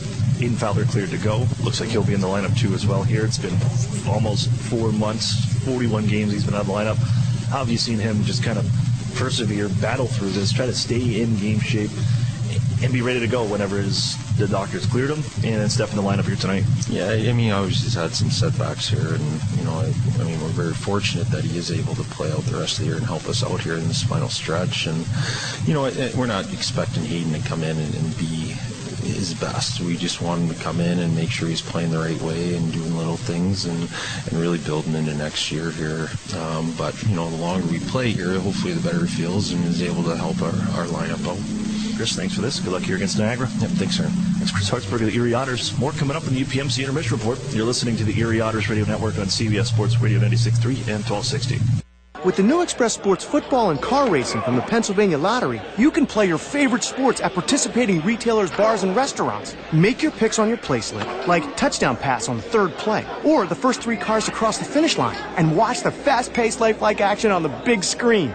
With drawings for cash prizes every 5 minutes, there's never a dull moment. Come on. Yes! Express Sports from the Pennsylvania Lottery. Compete from your seat. Players must be 18 or older. Benefits older Pennsylvanians every day. Together, Highmark Blue Cross Blue Shield and AHN St. Vincent Hospital make it easier to get quality care by investing in new facilities close to home, like an enhanced emergency department, renovated operating suites, an all-new cancer center, and the Eastside Health and Wellness Pavilion opening in 2019. Highmark and AHN St. Vincent. Together for health. Together for you. Visit togetherforerie.com to learn more. Meet you at Molly's before the game, after the game, or for the game. The modern Irish pub is the Otters away game headquarters with live stream broadcast. Molly Brannigan's hospitality is rivaled only by her cooking. Our new menu features the finest homemade Irish fare, along with a wee bit of the unexpected. Happy hour is the perfect pregame. Score with buy one, get one appetizers and discounted drinks. And don't forget to try our Otters signature sandwich, the ultimate fan food. Molly Brannigan's, just north of Perry Square on State. What sedan lets you hit the road and not the gas station? With an average of 37 miles per gallon highway, it's a 2018 Nissan Sentra. This compact sedan has a sporty profile thanks to its sleek aerodynamic design. It also has other great standard features like Bluetooth and remote keyless entry. The 2018 Nissan Sentra. Zero down for only $199 a month. Sign and drive. What's the best-selling SUV in America? It's the Nissan Rogue. Zero down for only $279 a month for 36 months. Sign and drive. The Rogue has standard features such as zero-gravity seats, Android Auto, Apple CarPlay, and rear cross-traffic alert. Zero down for only $279 a month for 36 months. Sign and drive. Stop in and meet the Rogue family at Interstate Nissan, 1.5 miles south of I-90 on Peach Street. 18 Nissan Sentra, selling price $19,247, VIN JY320068. 18 Nissan Rogue, selling price $26,100, VIN JP503998. Both leases 12,000 miles per year for 36 with Tier 1 credit approval through NMAC. Lease payment is plus tax, title, license, stock fee, and $595 acquisition fee. The new home of the Erie Otters, WRIE Erie, CBS Sports Radio 96.3 and 1260. Welcome back inside the Meridian Center from St. Catharines, Ontario. I'm Aaron Cooney. We're inside the first intermission report brought by UPMC as the Erie Otters trail the Niagara IceDogs 3-0 through the first 20 minutes of play. Let's recap this one for you as the Erie Otters, you heard it from Alex Gritz early in that first period. The Otters, they got to be a little more careful with the puck, but those turnovers proved costly as Erie couldn't get out of the zone. They lost the puck at their own blue line, kept it in, and there's Ben Jones setting up Kirill Maximoff for his 39th of the season. 1-0 hockey game, just a minute and 41 seconds in. And at 9:01, a few more as Drew Hunter can get on the board. He makes it 2-0 Niagara IceDogs. Then the Erie Otters on the PK for the second time of the night. And with just 4 seconds left on that penalty kill, some passing in front of the net as Stanika sets up Akil Thomas to make it 3-0. And that's where we stand after the first. 14 shots on goal for the IceDogs, 9 for the Erie Otters. Although we let up a shorthanded goal there, I mean, I think our penalty kill, those first 2 kills, have been pretty good. You know, they've been holding the line really well, getting their sticks in lanes, and Cole's been making good saves. So, you know, they're gonna score sometimes. You know, it's 5-on-4. They have a high-powered offense, but we just have to, you know, do all we can to prevent them from keep them off the board. Okay, right, this could have been a completely different game because in that first PK when Joe Mack had that steal, he had a chance to tie this game up at 1. Right. Almost slipped it through Stephen Dillon. Almost. And Dillon didn't know where that puck was. It kind of squirted out from him as he spun around coming up high of the crease to challenge the shot. But this was almost a completely different hockey game. Had the Otters, Joe Mack, been able to pop that one. But 3-0 here after 20 minutes. And again, Gritz, we asked you during the game, but during that intermission, the Otters, you guys are already out. The team's already out, ready to hop on the ice here. They're ready to get going. Oh, yeah. There is no quit, and you said it before, that in that locker room, the guys know what the task at hand for them, and they've come back before. Right, yeah. I think another big thing is, you know, guys are excited to play. Guys are excited to get out there. They want to be out in the ice. They want to make an impact. They want to do everything they can for each other. So I think that's another big thing that really, you know, helps and goes into that factor that, you know, we have no quit in our game. It's time to take a look at the out-of-town scoreboard brought to you by the Sheridan Courtyard Erie Bayfront Hotels. Proud sponsors of the Erie Otters. You Otter, be staying with the best. 3 other games in the OHL, one of them postponed. So really only 2 games going on right now and one that we are watching. Let's light it up and see what's going on out there. As the Barrie and North Bay game has been suspended here, postponed to a later date because of facility issues in North Bay. That's the release that came out from the OHL, so that's about as much as we got. So Elsewhere, Max Grondin has the Peterborough Petes up 1-0 over the Kingston Frontenacs. And the game that we are watching, after one period of play, it's the Owen Sound attack leading the Windsor Spitfires 2-1 heading into the second period. So, if you're scoreboard watching and keeping track at home, Windsor with just 5 games left in the season. So this is kind of a wash. This isn't your game in hand the Otters are using since they're playing tonight. And so are the Windsor Spitfires. So with that score, we'll keep watching. 2-1 Owen Sound over the Windsor Spitfires. Here for us, it's 3-0 Niagara. Erie's got their work cut out for them. Coming up with the second period next. You're listening to the Erie Otters Radio Network on CBS Sports Radio 96.3 and 1260. Jerry just gradually got worse and worse. Our doctor said the only thing that could save you is a live donor. Karen's husband Jerry had end-stage liver disease and needed a transplant. Our oldest daughter said, Dad, I'm a match, let's do this. UPMC is the only hospital in the region that does living donor liver transplants. UPMC saved all of our lives. My girls still have their dad. I still have my sweetheart. I didn't choose to have my liver fail. I did choose UPMC. Northern Pennsylvania Regional College. Where are we? The answer is right here, in your hometown, in your neighborhood, in your community. We are here offering 2-year degrees in workforce development where is needed the most. With evening classes, our students can balance life and work without having to leave their community. Visit regionalcollegepa.org for our degree options and application process. Northern Pennsylvania Regional College. This could change everything. Love where you live? Find yourself here with NPRC and enroll for spring 2019. Hi, this is Ed Rendell. I've got to admit that I was sort of a dinosaur when it came to using social media. But my son found Epic Web Studios, and we began working with them. And they've done an incredible job with us. They've significantly increased our followers on Twitter and Facebook.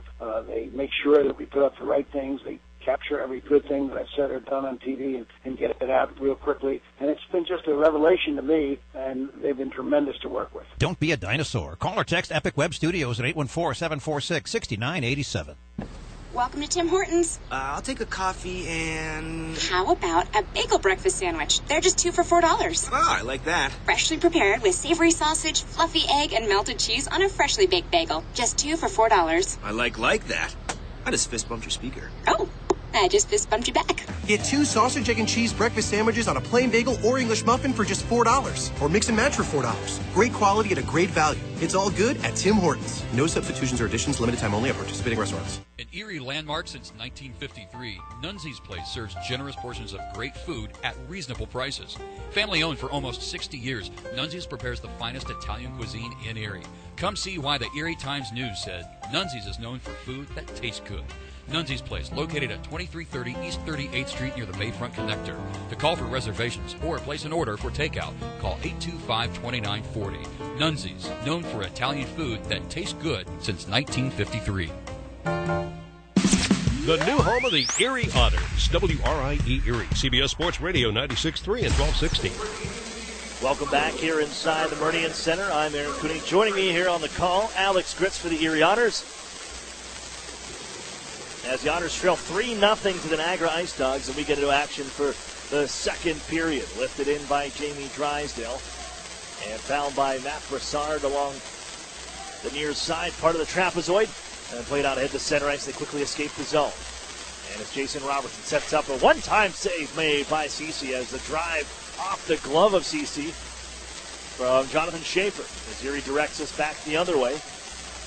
On to be settled by Dillon, hammered around the wall, and down to one knee to hold in was Drysdale, but he's battling with Stanika, forces Drysdale out of the zone, and Drysdale brings it right back in, and here he comes. Sides up to check, hands off Yetman in front, looking for McDougal, and it just slips through him. And on wide on that pass in the near corner, and Ivan Ladnia marches the other way. They'll hoist it in on the backhand.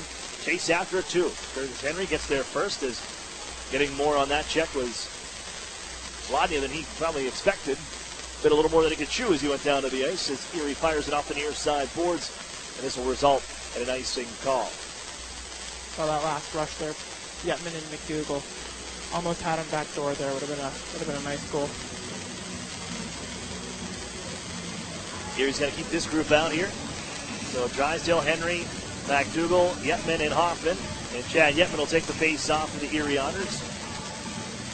Cleanly one back to Paquette for the IceDogs. Rattles that one wide, and it springs off the end boards for the Erie Otters to move ahead. Chad Yetman, end of his shift here. We'll see how long he stays out. He gets into the zone. Now McDougall into the slot. Fresh deep pair on. The pass for jacked up left side. Walks in, wrist shot save. May rebound in front. Guide behind the goal by Roberts. And the IceDogs hold on. The forwards coming off here on the change. No harm done there. And you mentioned face-offs again, Gritzy. After an icing call, Erie able to pick up the puck, get down the ice. Offensive chance too. And then make a change. Erie gets it out to center ice from their own end just to clear. And the IceDogs will set things up from their side of things. Tapped ahead by Ben Jones behind the goal. It's jacked up. Left side circle, hands off to his partner Ryan Martin, alternate captains for the Erie Otters here this season. 2 minutes off the clock here, second period, 3-0 IceDogs, all goal scoring coming in that first period. Otters just tucking out the center ice, and Hunter resets. Tomasino turned around when it's swept into the Erie zone by Thomas. Here's Erie's Ryan Martin, curled ahead by Garrett Podubny, could be fouled by Joe Mack. And once more, the IceDogs reset from their zone. Tomasino, nice move. He's going to try to do it himself. Pinched off by the Otters defense pairing. And the puck rolls down on CC where he covers. I think the Niagara forecheckers come in really fast. And I think our forwards have to really work to get open for our D. You know, our D are under a lot of pressure with their attacking forwards. So, you know, our forwards definitely need to be options for them. Draw to the right of CC. Another face-off win. That one by Chaika. And here's Fowler and Emmett Sproul on ahead. Pass across for Sproul. As intercepted, and the IceDogs take it right back to center ice. They can transition so quick. This one hoisted into the netting by Thomas. I don't know if that deflected off of something, but I think that went straight out. Yep. They can go from, as soon as they get that puck, it's go, go, go right to offense. Yeah, very quick in transition. That's why we're going to have to make sure we're tracking the pucks really good, too. Chaika, Fowler, Sproul, the trio up front. All first-round picks in drafts. Fowler, a first-rounder, the Sioux Greyhounds in 2017. Erie taking 2 picks after Fowler in the 2017 OHL priority selection. As Fowler taps this one ahead for Peter Chaika, oversteps that one, Erie's first-round pick in the import draft this past year. As the Otters, nice poke check to knock that one wide by Peter Chaika, and headman for Fowler left side, picks up the circle, slap shot, that one off the mark. Sproul just holds it, jams it right back down deep, down by Brassard, wheels in behind his own goal, 2 Otters on him, but he's able to just pitch it out to center ice, right to the Erie line where it's grabbed by Johnson around Golden. Johnson to the front of the net, just wide, and just missing the tape of Sopa. Sopa has it now, drives from the circles here and puts a backhander that rises over the net. Johnson finds it once more. Schaefer's try, deflected out of play. Right in front of the goaltender, and Cole Cece's trying to find himself a goal. Mason Howard was the man in front. May have to ramp that one out of play. Cole Cece now has a little discussion here because I think he's got an argument. It was all off the stick of Mason Howard. It'll stay inside Erie territory, however. Cece, well, Pat Myers wasn't buying what Cece was selling. The face-off to the right of Erie's overage goaltender, making a 7th straight start. The workload here with Daniel Murphy only available in a backup role. Kick save made from a one-timer by Robertson. And this puck again deflected off the stick out of play. That's another thing about the IceDogs. They like to run a lot of face-off plays. They have a lot of good shooters and a lot of good puck distributors. So, you know, we have to make sure that we're reading that and making sure we're not missing our assignments on the face-off. This one will come outside the zone. Deflected by Jason Robertson out of the playing surface. And Erie wins his face-off, bumping ahead for Brendan Selling. He's shouldered by Paquette. D'Amato follows up and backhands it in down deep. Dillon on for Robertson far side. Sweeps it back behind his own net. There's Elijah Roberts. And back for Paquette unity. Erie swarming them here in the offensive zone, but they can't come up with the puck. And off goes Ivan Ladnia through center. Reaching is Curtis Henry. Puts a body to him and separates him from the puck. Great play by Curtis Henry there to take the body on that one-on-one. McDougall out ahead. Tucked in by Selling left side. Erie goes to chase. Dillon will move it. Right back around the wall. He moves that puck. Very active. Yes, he's very active. Actually, he's always making passes, so we can get some pressure on him, force him into some mistakes. Here's Stanika. Puts it in front. Nobody home. as Robertson kind of drifting around. Now Ladnia finds it. It's going to go short side, missed high.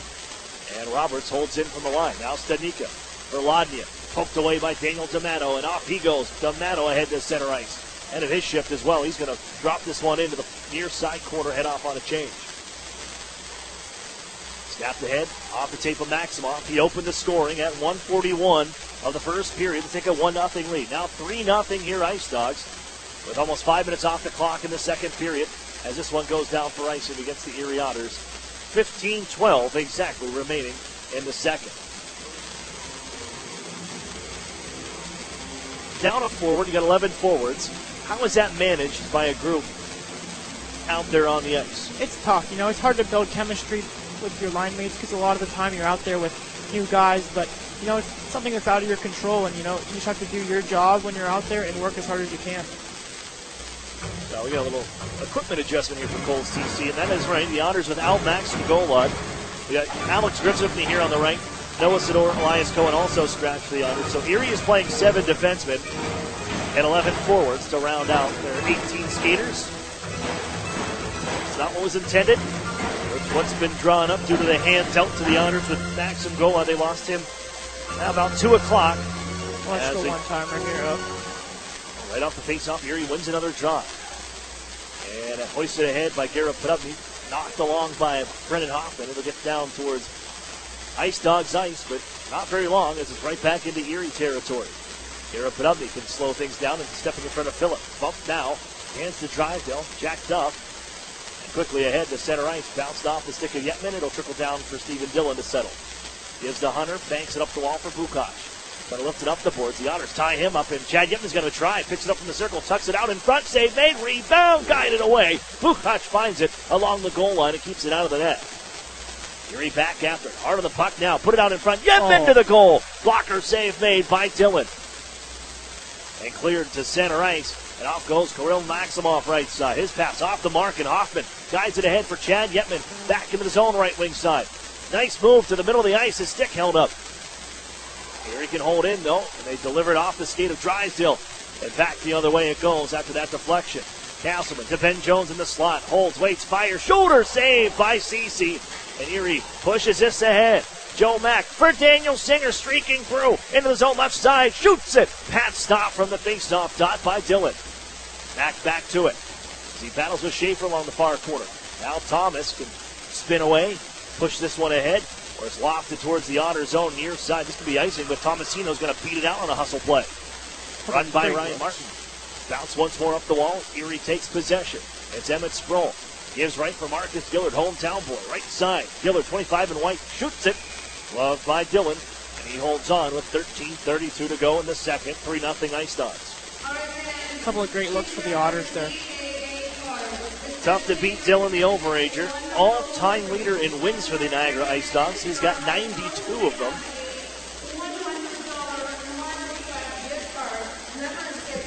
And the face-off will be to the left of Stephen Dillon, who right up there in a lot of the marks amongst goaltenders in the Ontario Hockey League. 5th in save percentage, 6th in goals against average. This one is lifted into the Erie bench. Most minutes played. He is the workhorse here for the IceDogs. 3,058 coming tonight. He stopped the most pucks in the OHL as well, and is 3rd in victories. This guy's been their workhorse for a couple of seasons now as well. It was overage here as the Otters pick one off at their line. There's Brendan Sellen from a pass from Ryan Martin. Ahead for Hayden Fowler. Dish down low. Peter Chaika trying to bring it out in front, but he's tied up by Stanika. Robertson back to it. Down goes Chaika on a body check. Sellen finds the puck. He finds Gillard now at the point. And they'll set up Ryan Martin trying to get a shot away. That was blocked. Martin got it back, though. Works it to the circles. One-time try. Scores! Hayden Fowler. Fowler from the right side circle with no room. Puts in Roof Daddy, and here he's on the board, 3-1. What a shot. We know he can shoot the puck, but boy, did he unload from the bottom of the right wing faceoff circle. And how about Ryan Martin? He looked like Eric Carlson with a puck there. Oh, You'll got to take a look at that shot, as Stephen Dillon is a pretty tall character as well. It's 6'5". He's hugging that left post, and somehow Fowler finds enough space to blast home his 5th of the season in his first game back. It's 3-1.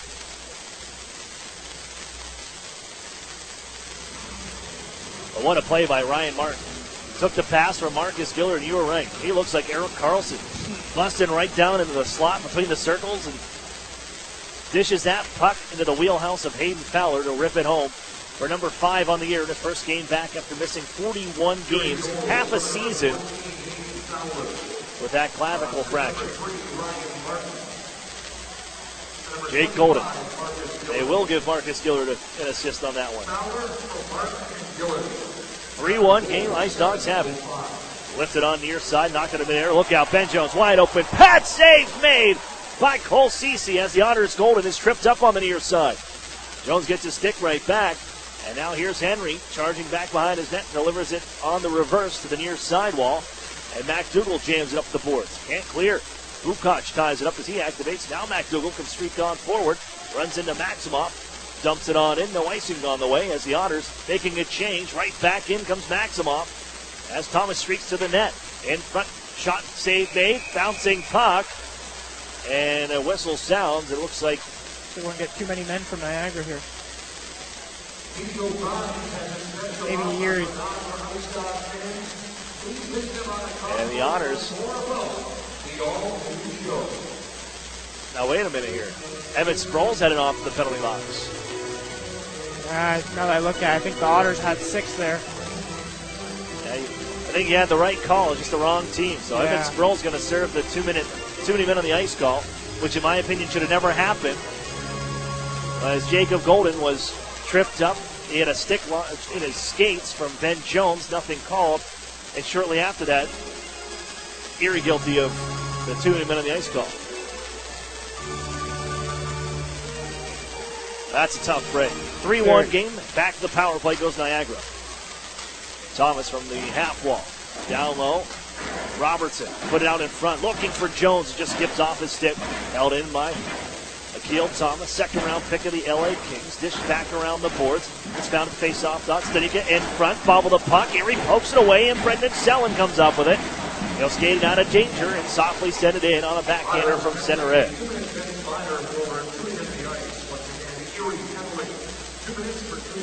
Fresh penalty killers on. Garrett Podubny joins the fray for Erie as here comes Jason Robertson.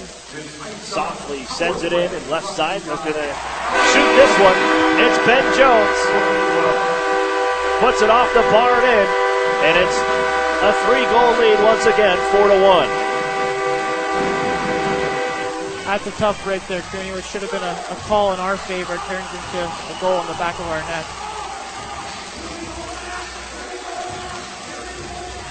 Power play, 2 for 3 for the IceDogs now. As that one, and Jason Robertson makes the nice entry. Jack Stanika puts it onto the tape from Jones, and he had a lot of room there. His 16th power play goal of the season. That brings him into a tie for 4th most in the OHL with teammates Kirill Maximoff and Jason Robertson. Cece's going to hold on to this one as it's dished into the zone.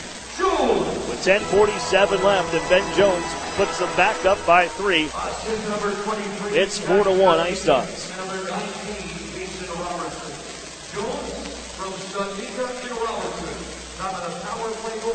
Face off back to the left of Cole Ceci. Hey man, that's going to throw salt in the wound. So the guy that trips up your defenseman doesn't go to the box, and then ends up scoring the power play goal. Maximoff shot, trickled in front, off a skate. Erie can dig this one out. And here's Garrett Podubny for Emmett Sproul, right wing side. Trying to get around Paquette, throws him into the boards. Paquette, and he takes the possession of the puck as well. On ahead for Robertson, snaps it in the near side corner, foot race won by Jones. As he holds, wipes out of the corner. Martin tucks it up the wall. Garrett Podubny reaching, couldn't get the handle as Phillip coughs it up to Garrett Podubny. Then comes Erie. Yep, the right side, wrist shot. Paquette blocks it out of play with 10:19 to go in the second period. Otters starting to play with a lot more speed in their game and showing they're getting a lot of 2-on-1 rushes here. Is that something you can take advantage of, these IceDogs teams? It seems like they are aggressive when they get the offensive zone. Yeah, they definitely cheat a little bit offensively, so, when we get pucks, we definitely want to turn it up and try and catch them. Chaika on the draw for Erie. Thomas is waved out. So a reset left of Stephen Dillon. As this IceDogs team, highest scoring team in the league, averaging 4.73 goals per game. 7 goals away from 300 on the year. That was coming into tonight. They needed 7 to be the first team to hit that mark. Erie tries to center in front. Is cut off by Hunter, and off they come to center ice. Thomas right side. Ahead for Castleman. Back out in front. Swept away by Cole Cece. Puts it onto the far side wall where Castleman fishes that one out of the pileup. Sends it on across. It's Hunter now. Down on the goal line. Back in front. Castleman turns it across. And Thomas has 2. 5-1.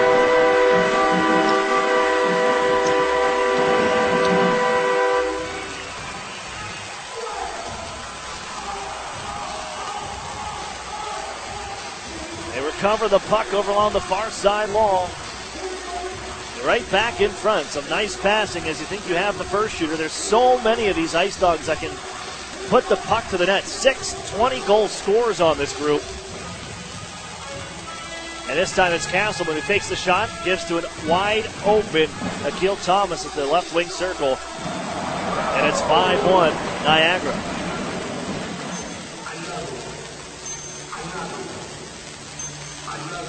Trying to get it right back as they rattle it into the zone.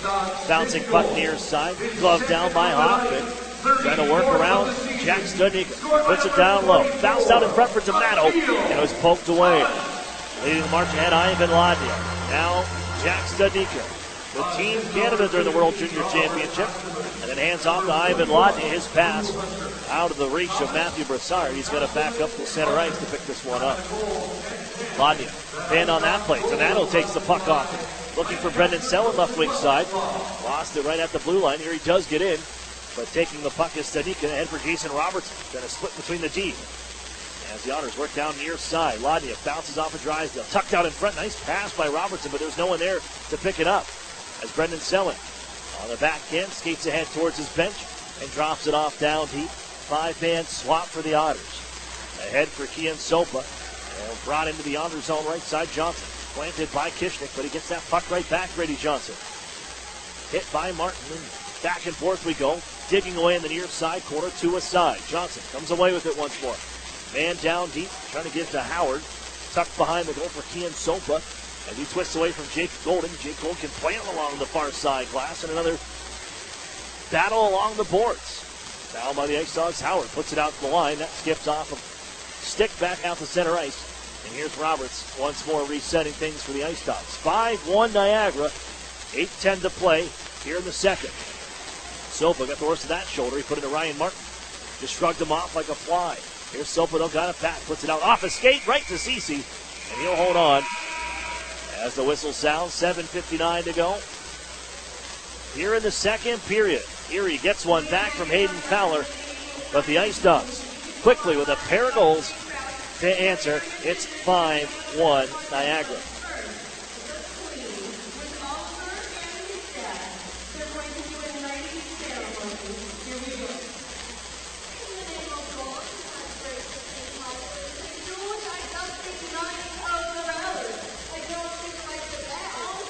Dean's Dairy and True Moo Milk, the official milk choice of the Erie Otters.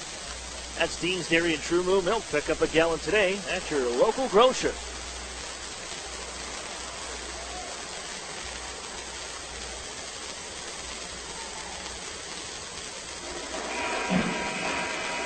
Well, the IceDogs, as we mentioned before, battling to take the division in the Central, which would be a little, it's going to come down to home ice. When you look at the top 4 teams in the Eastern Conference, Ottawa has kind of locked things up. They locked up their division over in the East. The Oshawa Generals not able to catch up to them. But still, position-wise, there's still a lot to fight for in that top 4 of the Eastern Conference. And you look at Niagara 2 points behind Sudbury. They'll play here, Sudbury Wolves and the Niagara IceDogs in this building tomorrow night. That's a huge game for the Eastern Conference. And then Oshawa, no slouch as well. They can catch up, at least try to get that 3 spot if they wanted to. So pretty much a must-win here for the IceDogs. As Garrett Podubny plays this one out ahead for neutral ice. Yetman bounces off a check. Back in front for Podubny. He sends it off the post. It bounced to the air and skipped past Dillon, but strikes the iron and stays out as it's lofted on to Cole Ceci from the blue line. A couple of great plays on that rush there by Yetman and Podubny. They seem to have some good chemistry lately. And they just missed it by that much. Looks like they just got the replay here. Paquette blocks the shot. Off the post. And that one was headed for the top corner and just bounces off the post. And Stephen Dillon gives it a little love over there down to our left. Remains 5-1. IceDogs win the draw and it trickles out to center ice. Bukac will reset. Oh, look, that one's ramped right into their own bench. And the IceDogs bench. And the face-off will be from neutral ice. Oh, that's unfair. I believe that's the Gillard family. They got the Marcus Gillard jersey on, and then they put the IceDogs they imposed it with the Greensboro, with the Chiron to put an IceDogs jersey over it. The hometown kid. This one bounced back towards Stephen Dillon. Gloves it down and plays it ahead. Out to center ice. Hard on that puck. And on taking it away from McGill Thomas. That was Emmett Sproul. And here comes Striker back the other way. Left side. Has Fowler with him. Tucks it down to the corner for Emmett Sproul. Erie in the offensive zone here, looking to get one back. Along the near side wall. Sproul tripped up, knocked down by Thomas, who carries that puck to center ice. Poked away by Chaika as Thomas puts it now off the leg of Chaika. Has to be ripped in. Look out. That one in the crowd. On a play by Bukac. 6:47 left here in the second period. 5-1 Niagara. Erie's starting to have a lot more success now that they're working back the pucks and really skating more than they were in that first period.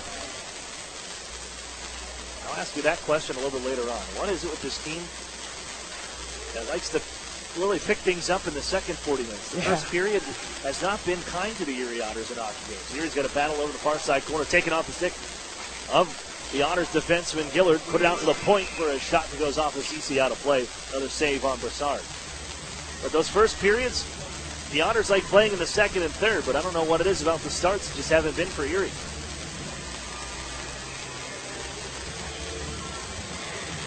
.6:28 left in the second period. As Curtis Henry bounces one down behind his own goal, Jason Robertson will find it.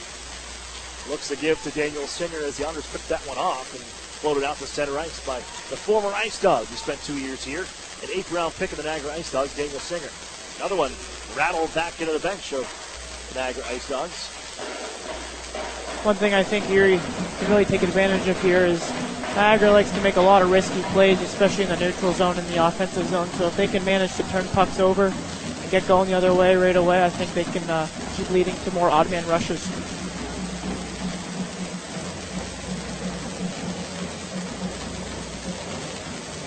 Still 2-1 Owen Sound in Windsor as we check in with our out-of-town scoreboard. 7 minutes to go in the second period there. 5-1 here. Erie's got their work cut out for them against the Niagara IceDogs. Third place in the Eastern Conference. Fire one on in front. IceDogs turn this one back to goal. Bounces over the net to the far side corner. There's Kian Sopa. He got off to a hot start. 11 goals in his first 18 games since then. His next 30 games played, just 8. He's really slowed down his pace. He was at one time the leader in the clubhouse for rookie scoring. Here he can play this one out ahead for Matthew McDougall. Rolls off his stick and golfed on back to Erie ice. This will result in an icing call. Johnson trying to beat it out. The 2 Erie defensemen there. 5:28 to go in a 5-1 game.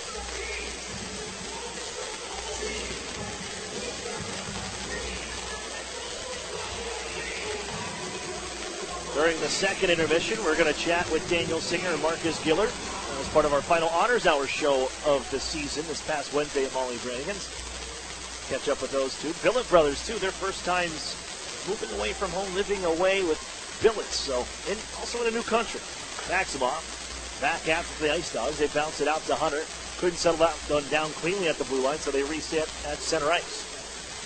Played off the leg of Chad Yetman. Jack Duff will find it. Hoisted ahead for after intended, but as Maximoff, the hand off. Matthew Phillip drags out to the front. One too many moves, and Erie can work this one the other way.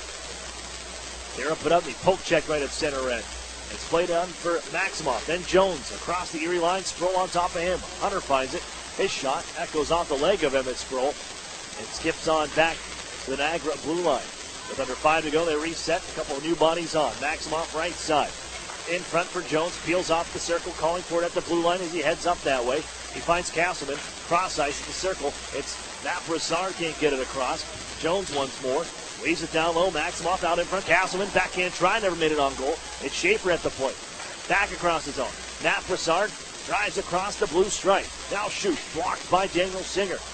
Rolls on the shelf along the dasher back to the far side corner. And Jack Duff backhands this one high. And this will roll across the line. That'll get there off a deflection. But with possession once more, it's the IceDogs back in. Broussard gives right at the circle. Tomasino waits. Diving down his Duff to block the pass. But it still skips through and onto the far side corner through that blue paint. They get possession once more. It's a Keel Thomas now. His shot scooped up by Ceci. Needed that whistle. And providing it is the overage goaltender, Cole Ceci, on the save. Niagara definitely is feasting off of some of our turnovers that we're making in the neutral zone especially. We've got to manage the puck a little bit better, and that'll keep them out of our end. I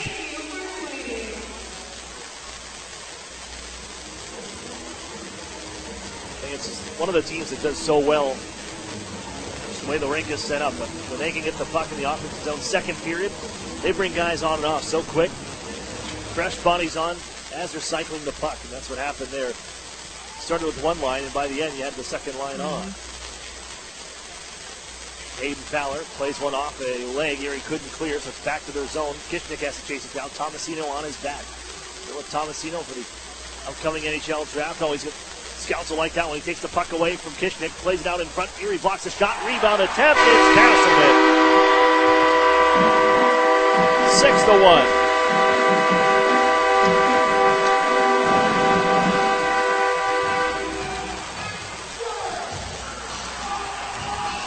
The Otters, Brendan Kishnick along the far side. Philip Tomasino, no quit, stays on top of him, pounds that puck and takes it away.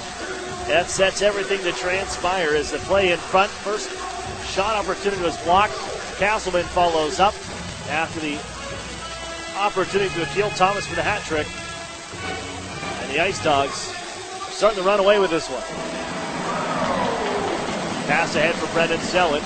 Ivan Ladnia takes it away. Tucks it in with Jason Robertson. Kishnick once more. Backhanded behind the Erie net. Found by Curtis Henry. The center ice intended for Joe Mack. Erie has to find it at center ice. Take it right off the tape of Ladnia and tuck it into the zone right wing side. Bukac. Tied up by Selleck. And Fowler puts a couple shoves on him. Daniel Bukac, the Boston Bruins pick. The wheel behind the net as Stanika settles things down. Erie able to hold in nicely. Ryan Martin got across, stepping in front of Ladnia. Dillon will do it himself, however, after that shoot-in. As it's chipped back to Erie ice by Jason Robertson. Here's Ryan Martin working onto the near side wall. Trying to tuck it out to center ice. He can't. It's taken away. Robertson, Stanika right side, trying to pass across. Blocked by a sliding Drysdale. They step into it from the point. Kick save made by Ceci, the man just on. And Drysdale will lead the march ahead. Jamie Drysdale gives towards his right for Hoffman. He's tied up. And with the handle now, it's the IceDogs. Pushing ahead for a 2-on-1. Look out, Robertson with Sopa. Robertson shoots, saved by Ceci. And he covers up after the kick stop. Although Ceci's letting 6 tonight, those have been quality goals, and he's made some really quality saves. He's been really good for us lately. Well, they're out shooting the Erie Otters 31-15 to this point. 21 shots on goal in this second period for the IceDogs. 6 for the Erie Otters. And you're right. He's made 25 saves, and a lot of them had to be good ones. And the goals they have put in, I mean, some of that 2-3 passes where you got to try to track it down. It's tough to do it. Here come the Otters on a rush the other way. Start by Podubny. Walks in, fires, he scores! Garrett Podubny, another crack at it. Sends it glove hand on Dillon, and Erie makes it 6-2 with 1:43 to go. Garrett Podubny there changing the angle of the shot by pulling it in, putting it over Dillon's glove. It's a really skilled play there by Podubny. And to be able to stop on a dime like that with the man sliding right past him, the defender. Slides are out of control, and Garrett Podubny wires that one off the crossbar and in. And it's a 6-2 game. And for Garrett Podubny, goal 27 on the season, and for him, he's been, well, for him on this season, a bit of a drought. And just one goal in his last 9 hockey games. 2 points total over those last 9, but that can kickstart Garrett Podubny. Near point-per-game player for the Otters this season. Offside on this opportunity. Oh, they don't touch it up. I thought I heard a whistle. They keep playing. And here come the IceDogs. Into the zone. Ben Jones left side. With Maximoff on the other side. Throws it to the front where it's scooped up by CC. He'll hold on. Has 21 shots on goal. Make it a 22nd shot on goal for the Niagara IceDogs. In this second period alone,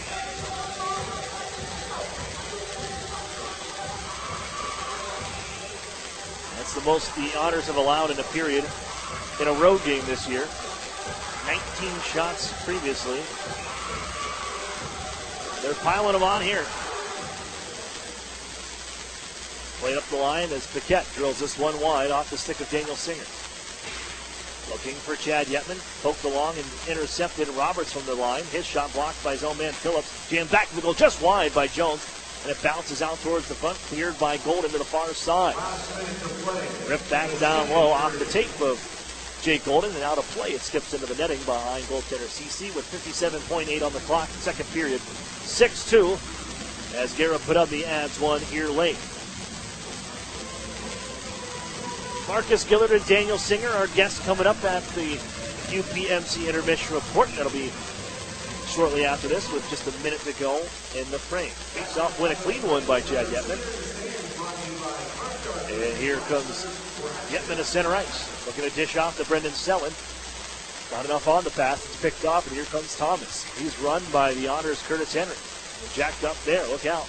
Rolling puck, grabbed by Castle, throws it out in front, kept out, backing away, and now it trickles through. Tomasino may have got the last brush on it, but that puck with goaltender Cole Ceci just out of the lineup, or rather out of the crease as he slid away.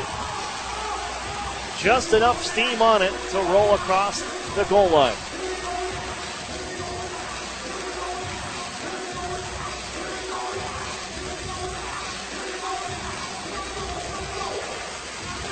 A lot of strange bounces there, Kearney. We'll wait and see who gets it, but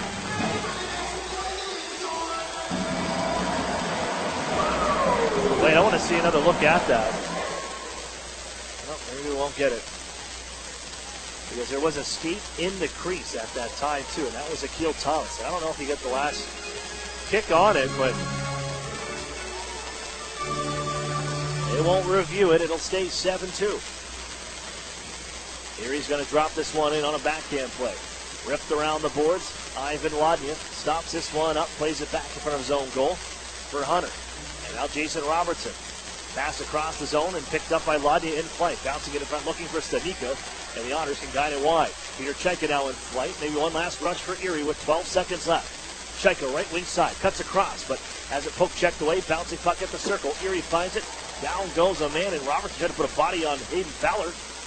The shoulder looks to be all right because down one Jason Robertson as time comes to an expire on the second period.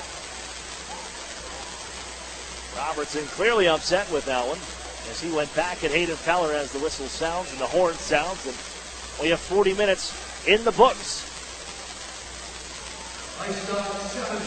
7-2, the IceDogs Pile on 4 here. Erie picks up a pair. And it's the IceDogs and Philip Tomasino adding that last one to make it a 7-2 hockey game over the Erie Otters.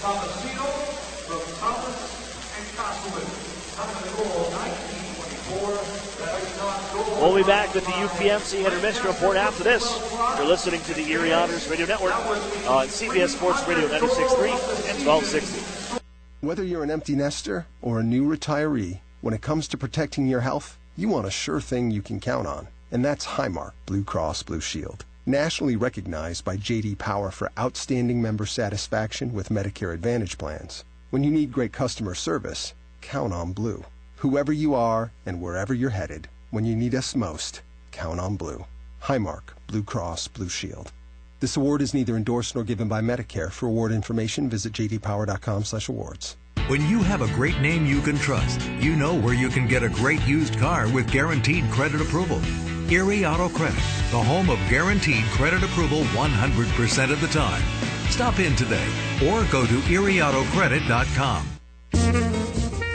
The Sheraton and Courtyard Erie Bayfront Hotels are proud sponsors of the Erie Otters. Join them for their pregame and postgame celebration at the award-winning Bayfront Grill or the brand-new Shoreline Grill, located just minutes away from all the action. Let them help you fuel up for the high-energy game with their extensive menus and craft brew selections. You ought to be dining with the best. The Sheraton Erie Bayfront Grill and Courtyard by Marriott. Sadly, crime can strike anyone at any time. The good news is the Crime Victim Center of Erie County has been here for 45 years helping all victims of crime, be it rape, theft, assault, vandalism, burglary, or abuse. Report any crime to the police within 72 hours to secure your rights to victims' compensation and restitution. Call the Crime Victim Center of Erie County at 454-9414. They'll assist you in filing a claim, and if you need counseling, contact them 24 hours a day, 7 days a week. You're not alone. The Crime Victim Center of Erie County can help. Paid for with Pennsylvania taxpayer dollars. When you need a loan and you don't know where to get it, you gotta call Erie Auto Credit, Erie Auto Credit, and ErieAutoCredit.com. With the new Express Sports football and car racing from the Pennsylvania Lottery, you can play your favorite sports at participating retailers, bars, and restaurants. Make your picks on your placelet, like touchdown pass on the third play, or the first 3 cars to cross the finish line, and watch the fast-paced, lifelike action on the big screen. With drawings for cash prizes every 5 minutes, there's never a dull moment. Come on, come on. Yes! Express Sports from the Pennsylvania Lottery. Compete from your seat. Players must be 18 or older. Benefits older Pennsylvanians every day. The new home of the Erie Otters, WRIE Erie, CBS Sports Radio 96.3 and 1260. This past Wednesday, the Erie Otters wrapped up their final Otters Hour show of the regular season. And on that Wednesday, we had 4 guests with Alex Gritz, Wes Wolf, and then Marcus Gillard and Daniel Singer, who joined me on the broadcast. Welcome you back into the UPMC Intermission Report. I'm Aaron Cooney. We're going to go back to Wednesday and hear from Marcus Gillard and Daniel Singer for the upcoming week, and also prepping to come back home, both of them from the area here in St. Catharines, and playing at the Meridian Center for the final time on the year. Obviously a huge week for you guys. 3 out of a possible 6 points. And starting on that Wednesday game, taking on the Guelph Storm. This team has found ways to come back in hockey games, get points that maybe you were already accounted not to pick up. But, Daniel, you were in that game on Wednesday at the Erie Insurance Arena against the Guelph Storm. You're down and heading into the third period. What is said in this locker room that this group is continuously able to come back in hockey games, and whether it's pull-out victories or pull-out points like you did on Wednesday night? I mean, a lot of it just comes down to leadership. I think we got a great leadership on the team. A lot of guys stay positive in the room. I think that's what we need. But, yeah, I think we came out with a really good attitude, a lot of desperation, I think, to get that goal back. And, yeah, pretty much just a lot of positivity in the room. So, what's going through your mind when you're getting to the final couple of minutes left and it's, I mean, we need one here, boys. And then they find Jamie keeps that puck in on the right point. It goes down the wall, and it's right on the tape of Mac's goal line to tie things up. No, yeah, for sure. I think being on in that moment, that's a huge responsibility, and I think it's actually exciting to be out there because you want to be that guy to get that point or to get that goal to tie it up or even take the lead. So, it's fun being out there with that. But in the end, if we don't end up getting the point or a goal and we end up losing, it's a little frustrating at times. But I think it's just more being out there and getting it done. So. In that, so you do pick up a point. You close in closer on the Windsor Spitfires, who had themselves a tough week. Some good help around the Ontario Hockey League for the Erie Otters with a couple losses handed to the Windsor Spitfires, and you were able to make some ground up on the week as well. But it comes to the weekend without Jack Duff due to that suspension that was handed down on Wednesday. Marcus Gillard, you're right back in the lineup. Looking at the weekend, the challenge is ahead. You have another tough starting a Sting team that's still trying to solidify and punch their playoff ticket. They sit pretty good at 7th. And then the London Knights. What's going through your head, and how do you prepare to go from maybe not a regular in the lineup, but all of a sudden your number is called against some two pretty critical games with the playoffs on the line and the Otters trying to draw closer and closer to the Windsor Spitfires? Well, you just got to keep the same mindset throughout whatever's going on. And you just gotta, once you get that chance, just make sure you're ready to play. Team certainly did that. And that's that game Saturday against the Sarnia Sting. What was clicking for the group? You go up 4-1. You guys jump in the lead 2-0 to start things off. While you were out there and part of the group, what was going for the team to make up those points against the Sarnia Sting and take it to them on home ice? I think we all just know that we need these couple points, couple games coming up, so we all go into the rink with a positive mindset, knowing what we got to do and trying to get it done.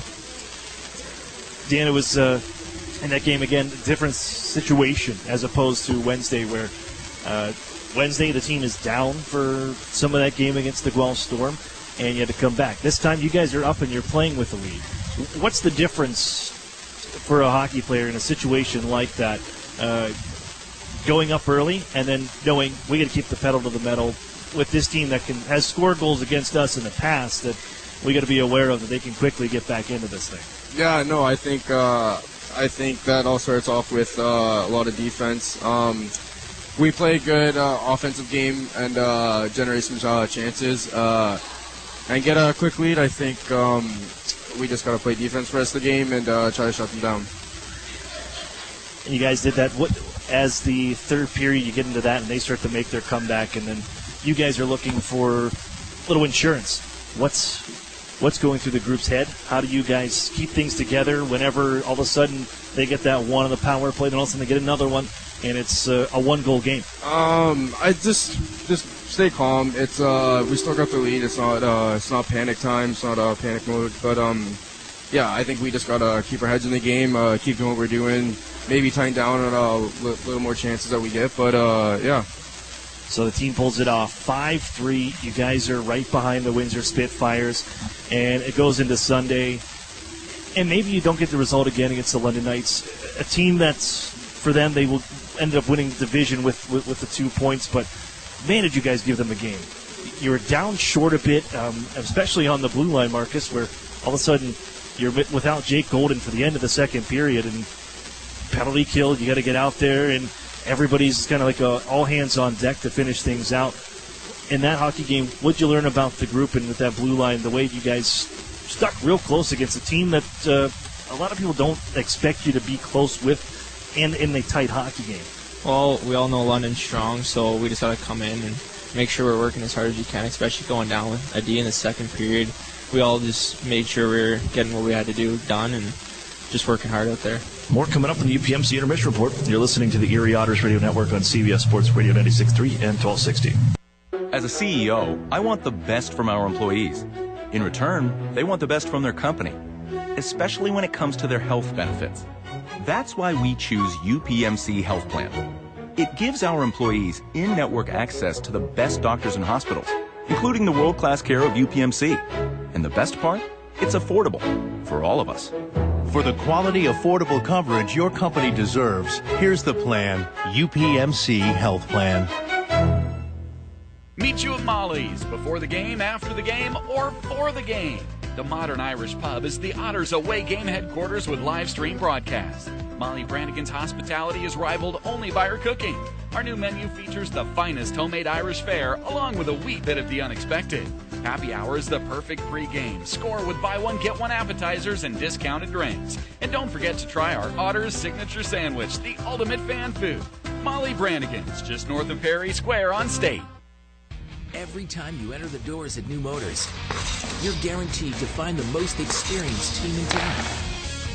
They understand the value of teamwork, provide great customer service, fight to get you the best price, and at the end of the day, outstanding customer service is our goal. Only at New Motors. When you visit, remember, tell them Larry sent you. Okay, we're going to keep this quick. Because at Blaze Pizza, artisanal quality at crazy fast speed is what we're all about. Fresh dough made from scratch daily. Walk the line and choose any toppings you'd like. It's all one price. Then it's just 180 seconds in our blazing hot oven for fast fire perfection. That's Blaze Pizza. Sound good? Then come check us out and build your own pizza at Blaze Pizza. Peachtree Square in Erie. Few things hurt as much as a family or relationship that begins to unravel, and the longer it goes, the worse it feels. No matter how bad it seems, it doesn't have to be that way. There is hope. If you or a loved one needs help, call Family Services of NWPA today. Counseling is available for families, individuals, and couples. Take the first step at fsnwpa.org. Family Services of NWPA is a proud sponsor of the Erie Otters. The new home of the Erie Otters, WRIE Erie, CBS Sports Radio 96.3 and 1260. Welcome back here inside the Meridian Center. 40 minutes in the books as the Niagara IceDogs flexing their offensive muscles. They have a 7-2 lead here through 40 minutes of play. I'm Aaron Cooney, with me Alex Gritz on the broadcast. We'll recap it for you as it was mostly all IceDogs in the first period. They jumped to a 3-0 lead. Maximoff, Hunter, and Thomas all on the board. The Thomas goal, a power play goal to make it 3-0 in the first. Then go into the second as the Erie Otters, well, they get one back. 7:05, Erie's on the board, making things interesting because it's played out towards the blue line. Nicely kept in by Erie, and Ryan Martin, he puts on the moves in the offensive zone, comes down to the circles and dishes off to Hayden Fowler. And Fowler from a near impossible angle absolutely wires this one top shelf. Well, there was barely any room for that puck, but he found it. Makes it a 3-1 game, and the Otters are on the board, but it was all IceDogs right after that. Power play goal a minute and 48 seconds later. Ben Jones gets his first of the night, and Akil Thomas at 10-10, his second of the game. He has 2 goals and 2 assists, 4 points on the evening for Akil Thomas. 16:34, Castleman makes it 6-1. Garrett Peduglia, a nice play with a minute and 43 seconds left to drag this puck to the circle and avoid a sliding defender, and then to wire this one off the crossbar and in. 6-2 with Tomasino in the final 35.2 seconds. Makes it 7-2 as he just slides one across the line. The Otters certainly were cut out for him with 5 goals to make up a 5-goal deficit to come in here and try to meet in the third period. And Gritz, you mentioned there's no quit in this group, but this is a tough mountain to try to climb up. Yeah, I mean, obviously, we're down 5 here going into the third, but it's about building on it for the next game too. Obviously, we're not completely giving up on this game right now. Obviously we're still going to battle and whatnot, but it's important to build momentum for the next game and obviously and use it as a time to to clean things up. So this next 20 will be big for us. We're definitely going to try and put a few numbers on the board, but like I said, we're just going to play for our pride and to lead into next game. Got 2 games after this into 3-3. But real quick, take a look at the out-of-town scoreboard brought to you by the Sheridan Courtyard Erie Bayfront Hotels, proud sponsors of the Erie Otters. You ought to be staying with the best. 3 other games out in the OHL, 1 postponed. Barrie and North Bay, that'll be rescheduled for another date. Peterborough leads Kingston 4-0, and Owen Sound with a 3-1 lead over the Windsor Spitfires heading to the third period. So we'll be right back with the third period coming up after this. You're listening to the Erie Otters Radio Network on CBS Sports Radio 96.3 at 1260. Hi, this is Ed Rendell. I've got to admit that I was sort of a dinosaur when it came to using social media. But my son found Epic Web Studios, and we began working with them. And they've done an incredible job with us. They've significantly increased our followers on Twitter and Facebook. They make sure that we put up the right things. They capture every good thing that I've said or done on TV and get it out real quickly. And it's been just a revelation to me, and they've been tremendous to work with. Don't be a dinosaur. Call or text Epic Web Studios at 814-746-6987. At ServPro of West Erie County, no job is too big and no question is too small. So when fire or water damage strikes your home or business, call on ServPro of West Erie County at 814-806-1987. That's where you'll find a team of specialists that's faster to any size disaster. So when the things that matter most are on the line, call ServPro of West Erie County, 814-806-1987 to help make fire and water damage like it never even happened. Franchises are independently owned and operated. Northern Pennsylvania Regional College. Where are we? The answer is right here, in your hometown, in your neighborhood, in your community. We are here offering 2-year degrees in workforce development where it's needed the most. With evening classes, our students can balance life and work without having to leave their community. Visit regionalcollegepa.org for our degree options and application process. Northern Pennsylvania Regional College. This could change everything. Love where you live? Find yourself here with NPRC and enroll for spring 2019. Introducing the 2018 Mitsubishi Outlander Sport. You can buy now for only $17,988. The Sport has available features such as 7-inch touchscreen, rear view camera, Bluetooth, and of course Mitsubishi's 10-year, 100,000-mile warranty. Or buy the family-friendly 2018 Mitsubishi Outlander for only $19,988 or get 0% financing for 72 months. This 7-passenger top safety pick is designed to keep you and your family safe and financially sound. So we dare you to compare the 2018 7-passenger Mitsubishi Outlander that you can buy now for only $19,988 or 0% financing for 72 months. Also, come see the exciting lineup, including the all-new Eclipse Cross, only at Interstate Mitsubishi, 1/2 mile south of the Mill Creek Mall on Route 99. Discounts include $500 dealer APR cash, which requires financing through dealer indirect lending service. Prices prior to tax, title, and license. Discounts may not be combined with any other offers. 0% available if approved credit for 72 months through dealer and indirect lending service that cannot be combined with discount. The new home of the Erie Otters, WRIE Erie, CBS Sports Radio 96.3 and 1260. Welcome back here inside the Meridian Center. 20 minutes left here in this hockey game. Final visit of the year for the Otters to see the Niagara IceDogs. Final game between these proximity rivals. Closest opponent for the Erie Otters in the Ontario Hockey League, not in their division. As we start with an icing call to the Erie Otters, 9 seconds in. I'm Aaron Cooney. With me on the broadcast on the call today, Alex Gritz joining me. 7-2, the Otters have a lot of work to make up here in the third, but as Gritz was mentioning, if you caught us during the UPMC intermission report, a lot of pride in this group, and you're playing also to get into some good habits because you got 2 games coming up right after this. You got to go see Kitchener tomorrow, and then you got a visit at the Erie Insurance Arena on team poster night Saturday night against the Mississauga Steelheads. The third period of IceDogs hockey is brought to you by Trillium Towing. On to action now as the Otters work out the center ice, cruising into the zone the other way on a counterattack. Here's Chad Yetman poking one to the front of the net. That's picked off as you have a goaltending change. I didn't even notice that one as Dan Murphy into the Erie net for the third.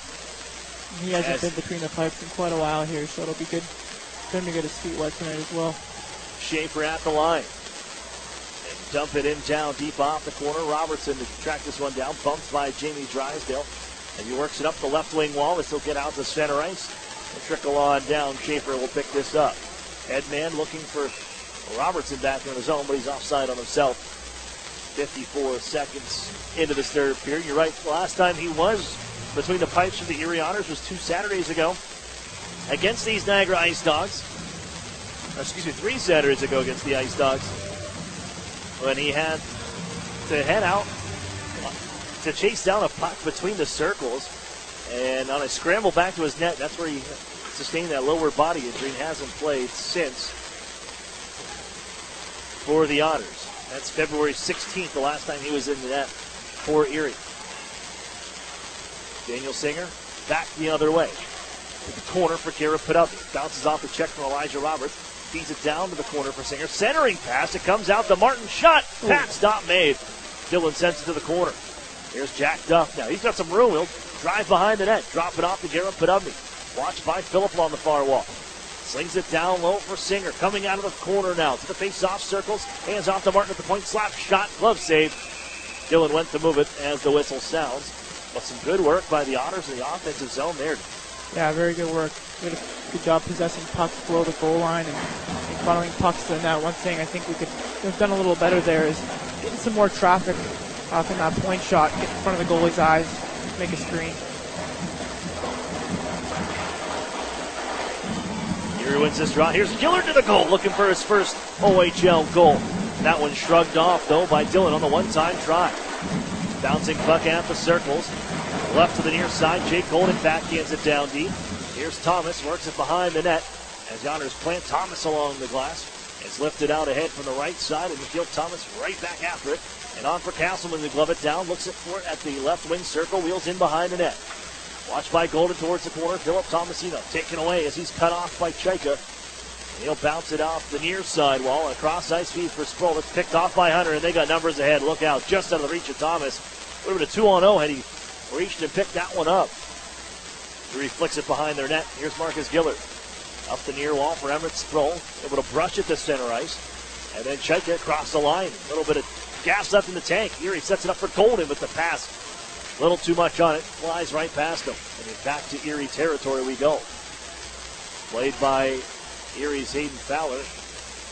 Behind the red line, and an icing call to Erie, but you can make a change because that deflection took place in the neutral zone. Not like NHL rules. But OHL, the opportunity to make the swap and get 4 fresh bodies on because Kishnik was already out there for the Otters. 17-19 to go.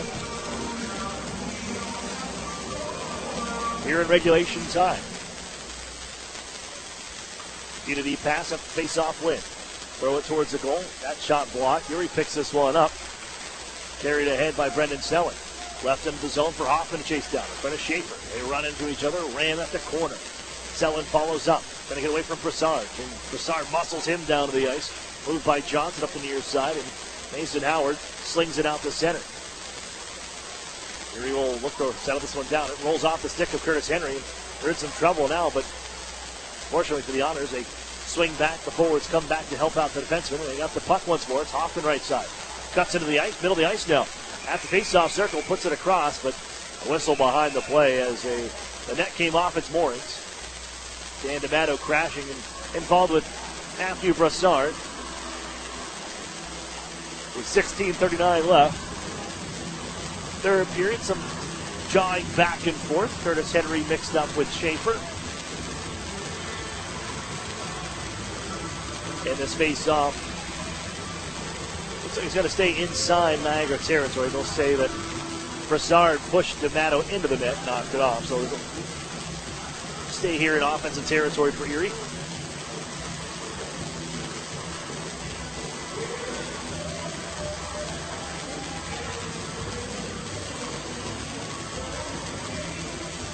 Yetman on the face-off for Erie against Jack Studnicka. Boston Bruins second-round pick. They win this one back and work it out to center ice as Ivan Ladnia goes the other way. Watched by Jamie Drysdale. Poked behind the goal. Ladnia back after it. McDougall there for Erie as the centerman. As Ryan Martin, he runs Ladnia to the boards on the near corner. And dug out, though, however, by Studnicka. Swept away by McDougall and out to center ice. Erie flying ahead. On for Chad Yetman, right wing side. Drops it off. McDougall walks into the spot. He scores! McDougall goes to the blocker side, beats Dylan. And Matthew McDougall has his 14th of the season.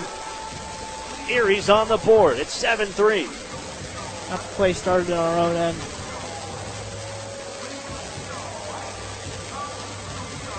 great play by McDougall to skate that puck through the neutral zone with guys draped all over him and then get that puck back and wires it past Dylan.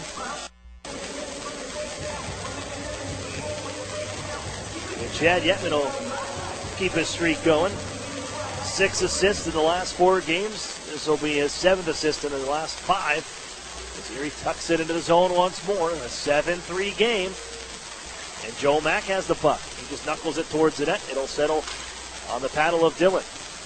Swept around by the IceDogs onto the far side wall. Pushed ahead by Maximoff. Here's Jones to the line offside.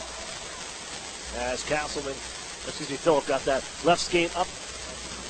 That was touching the blue line, and he's whistled to end that rush. Windsor gets one back from Nathan Stales. 12 seconds into the third period. It's a 3-2 game in Windsor. And you're getting updates quicker than I am, Gritzy. 4-2, good call. My computer's a little bit behind. We'll take it.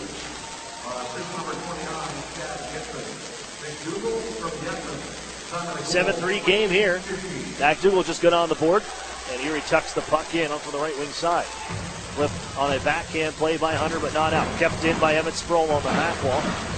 Nudge to the circles. Erie has it. Drop it down to Garrett Podolny in the face-off circle. Swung out in front. That pass picked off by Bukaj with Joe Mack looking for it. Sproul a takeover. Rich shot. That sails wide. Now Jake Golden. He's hit by Phillip on the near corner. Follow up by Garrett Podolny. Lots of traffic swarmed by black shirts. Erie leaves it down the near side. Joe Mack jumps into the play. Hands off to Sproul. Trying to get a shot away. Just rolls away from him as he turned it onto the forehand. And it's flipped to center ice by Ben Jones. Here's Golden. Ducks a check but lost the handle. Jones has it. Plays it in front. Knuckled towards the goal. Pop to the goal line. And it's moved to the near side corner by Erie. And Sproul lugs it out ahead. He'll fire it to the right side. Fowler, first man into the zone for Erie, changes behind the play. As the IceDogs able to take the handle. Matt Broussard holds behind the net. Tied for 8th in defensive scoring in the Ontario Hockey League with 52 points on this season. Almost headman that one on a home run pass to Tomasino. He'll find it in the corner though. Turned around by Thomas. They find it at the blue line. Shot from Broussard. And that skips off a stick out of play. He likes to shoot the puck too. Second in defensive shots on goal with 215. Erie doing a much better job so far this period, possessing pucks and playing down in their end. And I think that's why so far this has been their best start to a period of the night. 5 minutes and 38 seconds off the clock. Shot from Tomasino, blocked right off the face-off. And Fowler plays this one ahead. Nice move by Cheka. Drags in the middle. Shoot, save made! And the rebound pops over the stick of Hoffman on a beautiful setup by Fowler. Cheka just couldn't finish it off. Better stop by Stephen Dillon. Back to Erie's ice we go along the near side corner. Cheka fishes this one out. Heads behind his own goal. In some trouble there. He ran into his own man, Gillard. He jumbled up a bit there as Castleman goes down on the hit from Curtis Henry. And Erie plays it out the center. Cheka twists away from a check coming up. Pokes it towards the line. Moved by Schaefer. Still bouncing at center red. Right in front of us here along the near boards as Thomaskin working on in. Now Tomasino as down goes Curtis Henry, hit from behind by Castleman. They play it to the front for Tomasino. And Hoffman goes right after Castleman. They hold here from the line. Shot from Broussard is blocked. Got it right back. And Broussard moves it onto the near side corner. Twisting there. Cheka puts a bump on the Philip. Tomasino watched by Drysdale. Giving out to the circles. Intercepted by Hoffman. And off goes Erie to center ice. Hoffman makes his way off to the bench. You know that return pass was coming from Selin. That's Brendan Selin. Right at center end. Trying to drag this one in. He'll snap it from the left side. Slowed by Dillon with 13 minutes to play here in regulation time. 7-3 game. IceDogs ahead. Ivan Ladnia dancing through the neutral zone. Gives right. Trying to get it right back. Trying to get a shot away now. And it was partially blocked by Erie's Drysdale. And the Otters tuck this one on ahead out to center ice. Poked right back in. Drysdale has it. And then Brendan Selin hoists it into the zone. Bounces at the circles. Just past the stick of Paquette. No icing. As Paquette behind his own goal. Plays it ahead. Picked off. But it bounces off the stick of Emmett Sproul. And it's fouled by Roberts. And on ahead for Ivan Ladnia. taken away right at the line, and Erie may have a 2-on-1 here. Roberts trying to get back. Here's Sproul. Puts his head down, drives to the net, wheels behind the goal now, puts it to the front. And that was blocked by Paquette. Erie tucks it out in front. Here's Yetman save made on the one-timer. And it's prodded line, but not out. Golden has it. Wait, sends it, looking for deflection. And it ends off the end boards. Yetman brings it out from behind the net. Now Kishnick's shot. He hit Yetman with that one. Down goes Yetman. Paquette ahead, looking for Roberts. And it's played off a stick, and Jake Golding goes to chase it back to the far corner. Scroll back to help out. Fresh man on is Yetman. Looks like a stinger there. He took the shot from the point from Kishnick, and Erie comes into the zone offside. That last little move from Matthew McDougall, the stick handle to keep it away from Hunter. Put his line mates over the line. With 11:39 to go here in the third period. 7-3 hockey game.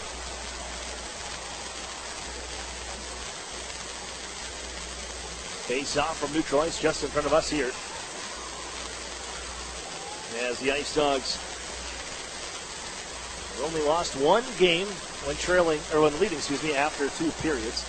33-0-1-0. That game going in overtime as it's fought for at Erie ice. Shuffled off the skate of Matthew McDougall, followed up by Padubny, and Erie skates ahead. McDougall stops up at the right corner. Maximoff takes the puck off his stick. On the backhand, floats it off the near wall for Phillip. And he'll bounce this one off the wall to center.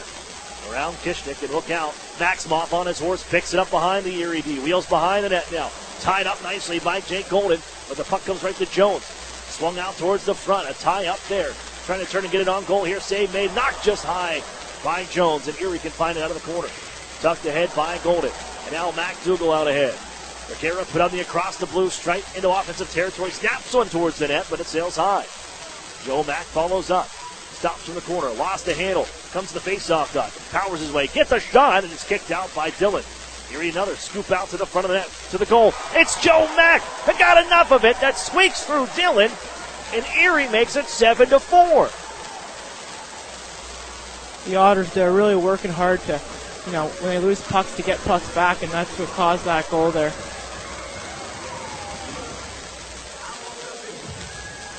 It's Joe Mack with his 10th of the season. And that bouncing puck, he just turned, sweeps the stick at it, and it just gets enough of it. And that one pinballed around, could never be tracked down by Dillon with all that traffic. And Joe Mack makes it a 3-goal game here. All of a sudden here, the Otters are within striking distance of Niagara IceDogs.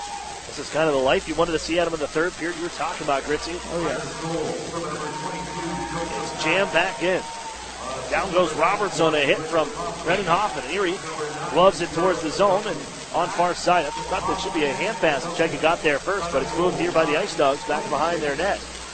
Paquette to Sopa. Tied up by Hoffman. You can see the Otters are feeling it too. They got the puck on steal. Cheka drags, fires. Was blocked by Elijah Roberts. Cheka once more gives to the blue line. Jacked up. Jamie Drysdale, right side now. Sets up Duff. Waits, wide, slap shot. Save, and it hits the post as it trickles through Dillon, but doesn't cross the line. Jacked up again, reloads left side. Floats it off a body. He'll follow up with his off of Sopa. Duff into the corner now. Erie making changes behind the play. Jacked up. Keeps possession. Knuckles it near side for Hayden Fowler. Sidesteps a check and sends it out to the fresh bodies. It's Selin. Now Duff left side. Shoots it. Glove. Save by Dillon. And a collision at the far circle. A penalty on the way. Looks like Cheka in some discomfort there. Coming off for the serve, the penalty is Mason Howard, but some great work by Erie in the offensive zone, and they draw a power play coming up. 7-4 hockey game here, midway through the third period. Otters fans, keep your clothes in top shape with Chido's Dry Cleaners. Complete with an easy, accessible drive-through and free pickup and drop-off. Chido's Cleaners is second to none. That's Chido's Dry Cleaners, the official dry cleaning service provider of the Erie Otters. The past shift there, Cooney, was a great shift for the Otters. They were really working hard to get the pucks and possessing pucks really well and getting traffic in front of the net. So if they keep doing that, they can hopefully bury a couple more goals here. Power play will step on. Kean Zopa came over and gave a little tap to Peter Cheka. They played in the same league last year in that top Swiss junior league.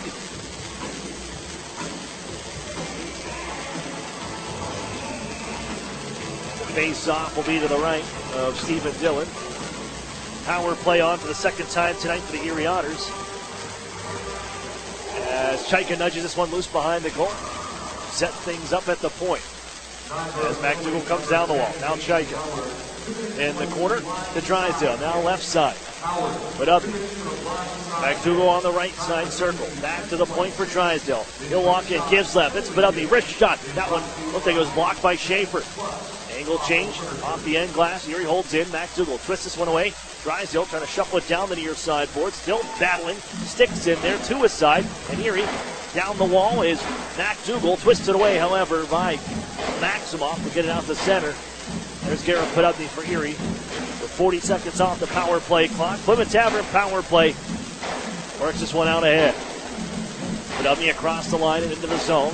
Hands off to Matthew McDougal. Trying to bank it up the near side wall. And they're going to call McDougal for a hooking call, looks like, on the way. As McDougal chases this one down, tries to push it to the front of the net. It'll get the gate for hooking. And down goes the Otters power play. 4-on-4 for a minute and 2. A lot of room out there, Cooney. 8:35 left in the third. McDougal will sit. And it will be a 58-second power play once the 4-on-4 time expires.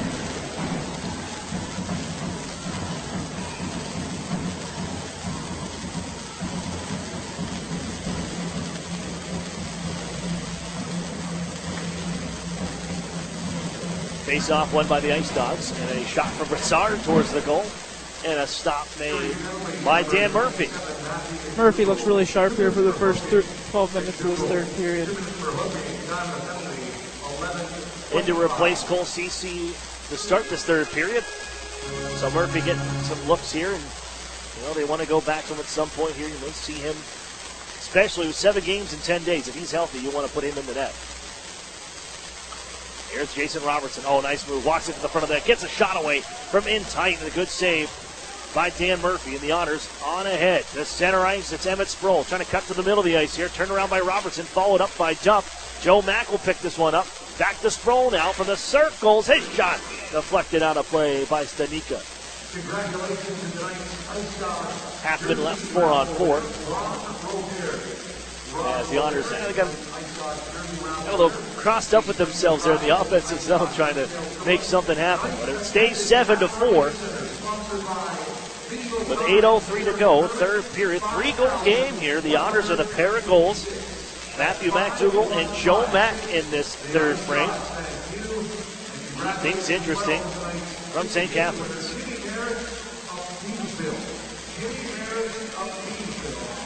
IceDogs win this draw, quickly moving ahead to the offensive zone. Philip Tomasino, top pick coming up here for the NHL draft, projected for a first rounder. According to the midterm rankings, final rankings come out sometime in April.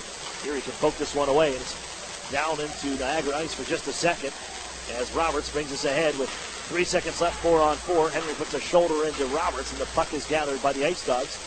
And they'll go to the power play for a little under a minute. Stanika holds in here, he couldn't clear. Given down the right wing side. Dan D'Amato takes that one away. Hands off to Fowler. And Erie will snap it down. Well, it's gloved by Dillon. Changes on. PK unit steps onto the ice for the Otters. Planet Fitness penalty kill unit on the ice. Here's Jason Robertson into the zone left side. They got 2 power play goals already. Erie picks this one off. They got a man ahead too. Followed around. Yetman looking for it. Nicely knocked out of midair by Jason Robertson. Right from neutral ice, and he rattles it back into the zone. Golfed out of play from the far boards as Ryan Martin gets a stick on it, and the whistle sounds with 19 seconds left on the kill. Ryan Martin's having a really solid game tonight, both ends of the rink. I thought he's got a lot of good things.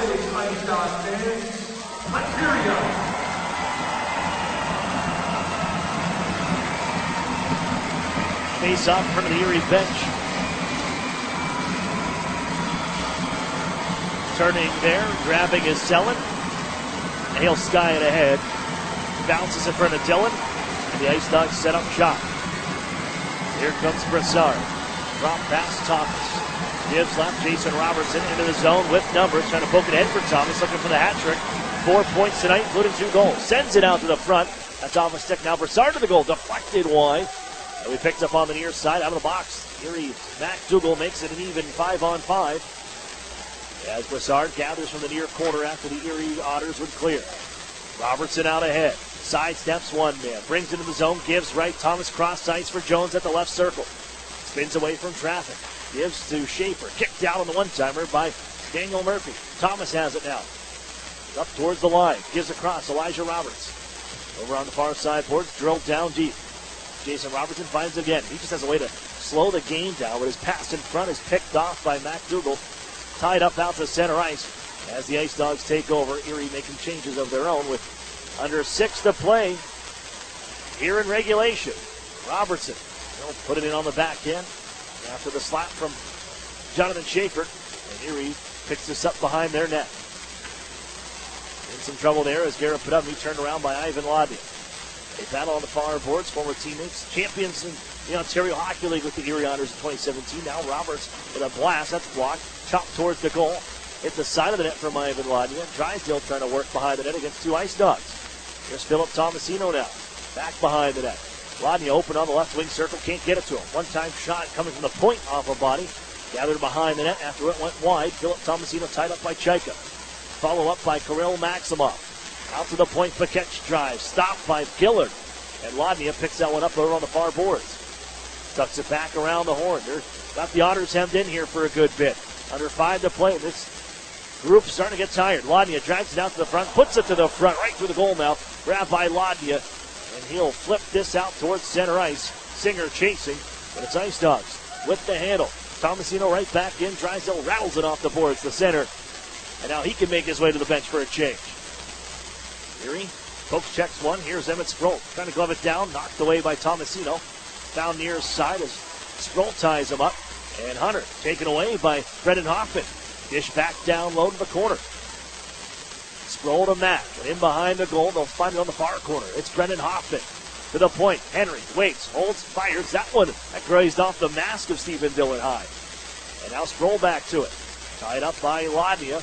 Poked ahead by Bukac. Out to center, got the linesman, as Kitchnick wants to drag it back in, and he'll dump it in. Now it's Erie's turn to keep the IceDogs hemmed in a bit here. It's blasted around the boards. Fouled by Castleman at the half wall, and Hunter to center. Chip it in, and he'll make his way off with 3:45 to go here in regulation time. Erie bounces one on ahead. It's Kitchnick with 4 men strong. Now Hoffman right side. Right back across into the slot, looking for Sproul. One hit on the stick. Picked off, though, by Phillip. And Erie just holds in. Here's Sproul. Bounced off his tape. And on to center ice where Castleman finds it here. Working on Kitchnick. Trying to drag to the front. Shouldered. And the puck rolls off his stick. Erie can pick this one up. Hoffman out. Gives towards his left for Joe Mack. Taken away. Quickly snapped ahead for the IceDogs. They'll hand off to Phillip. Watched by Duff. He's ridden into the near side corner boards and down along the ice they go. Schaefer trying to give back down low. Back up for Duff and Phillip finds the handle. 3:05 to go. 7-4 hockey game here from the Meridian Center. Swept back to the Erie goal line and back behind the goal now where Golden gives the Duff. Ahead to Yetman in once more, furthered by Tomato. He'll cut across the zone. Trying to pass to Yetman across the green. Loose puck in the zone now. Fowler looking for it. Schaefer finds it. Not going to be air on the play. Here's a tuck out in front by Yetman. And it just rolls off his stick. Still loose between the circles. Play to the wall, and Fowler finds it for Erie. Now Jack Duff down the left wall to Yetman. Up top, Fowler holds, fires, kick save made. Back behind the net. Yetman trying to bring it out in front. There's poke check by Schaefer. They body him up. Erie trying to dig this one loose out of the near side corner with 2.5 to play. Down by 3. It's 7-4 IceDogs. Played back to Erie ice as they're making changes. And it's played towards that line, gathered by the IceDogs. And Schaefer holds from the right circle. Pestered by Selin.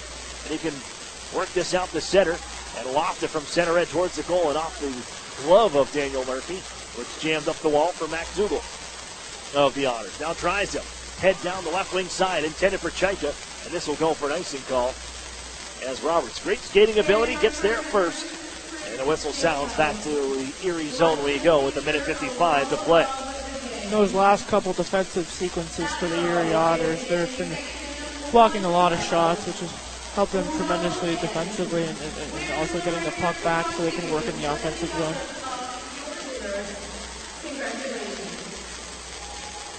This has got to be what you want to see out of this group here heading into tomorrow. As a shot right off the draw.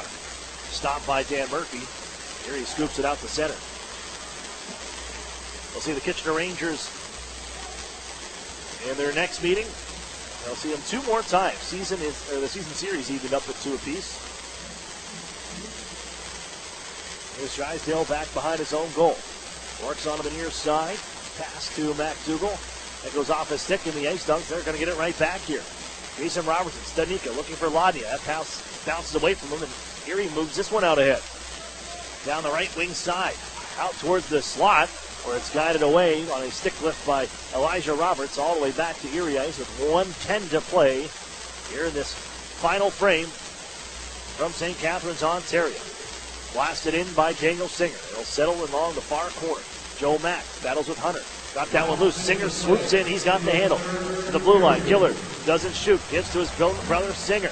And then once more for Mack. Tied up along the half wall. Sprung loose for Podubny with 15 seconds to play. Played out to the front. Bouncing puck. Found by Mack. His shot stopped by Dillon from the slot. And then iced by the IceDogs. Will this roll on goal? No, it turns away from goaltender Murphy. 41 seconds left. Another good chance there for Joe Mack. He's been around the net a lot tonight. Good looks.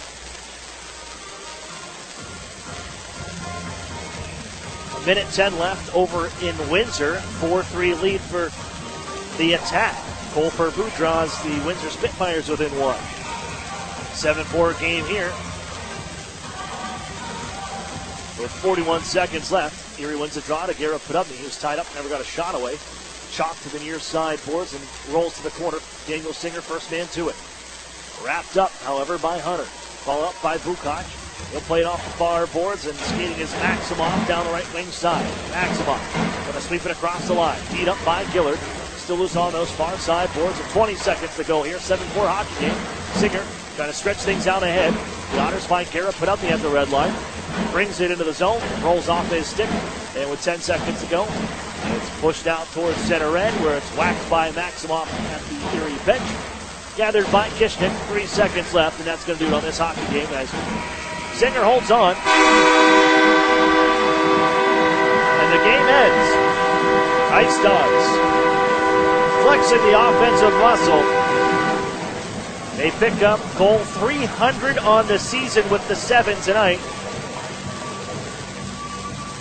And they down the Otters 7-4 here to start this 3-3 week for the Otters in 7 games in 10 days. You got an update over on the Windsor game? I do for you, Cooney, and I believe the game is over. 4-3 Owen Sound final. But you know that's a good game tonight for Erie. You know, they fought hard in the third and came back and showed some life, and I think that'll be really key for us leading into tomorrow. And you guys have had success against the Rangers before. You did it in their building the last time there, another visit, and head over to the Kitchener Moore Auditorium, head to the Odd for the final visit of that one. How do you build off that third period? Yeah, I mean, I think we did a lot of good things. You know, defensively, we kept them to the outside. You know, we really took away lanes, and we played really fast too. And that led to a lot of offensive possession and offensive success, and we were able to score 2 goals there. So I think if we can continue to do those things into tomorrow's game, and especially against a team like Kitchener, who is close to us in the standings, I think that we should be able to be successful against them. Ritzy, thanks for joining me on the broadcast. Thank you, Cooney. I had a great time. We got 7 games left here. So. Oh yeah, I'll have to join you more often. But thank you for having me. I appreciate it. I had a great time. We got to head for a break. When we come back, we'll have the Duskus Martin for your home postgame show. I'll have that for you right after this. For Alex Dritz, we'll be right back. You're listening to the Erie Otters Radio Network on CBS Sports Radio 96.3 and 1260. With the new Express Sports football and car racing from the Pennsylvania Lottery, you can play your favorite sports at participating retailers, bars, and restaurants. Make your picks on your placelet, like touchdown pass on the 3rd play, or the first 3 cars to cross the finish line, and watch the fast-paced lifelike action on the big screen. With drawings for cash prizes every 5 minutes, there's never a dull moment. Come on. Yes! Express Sports from the Pennsylvania Lottery. Compete from your seat. Players must be 18 or older. Benefits older Pennsylvanians every day.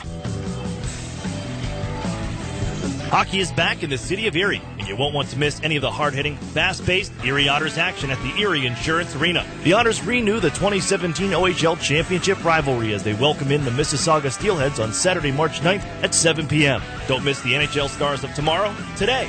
Get your tickets at the Erie Insurance Arena box office, online at ottershockey.com, or by calling 814-452-4857.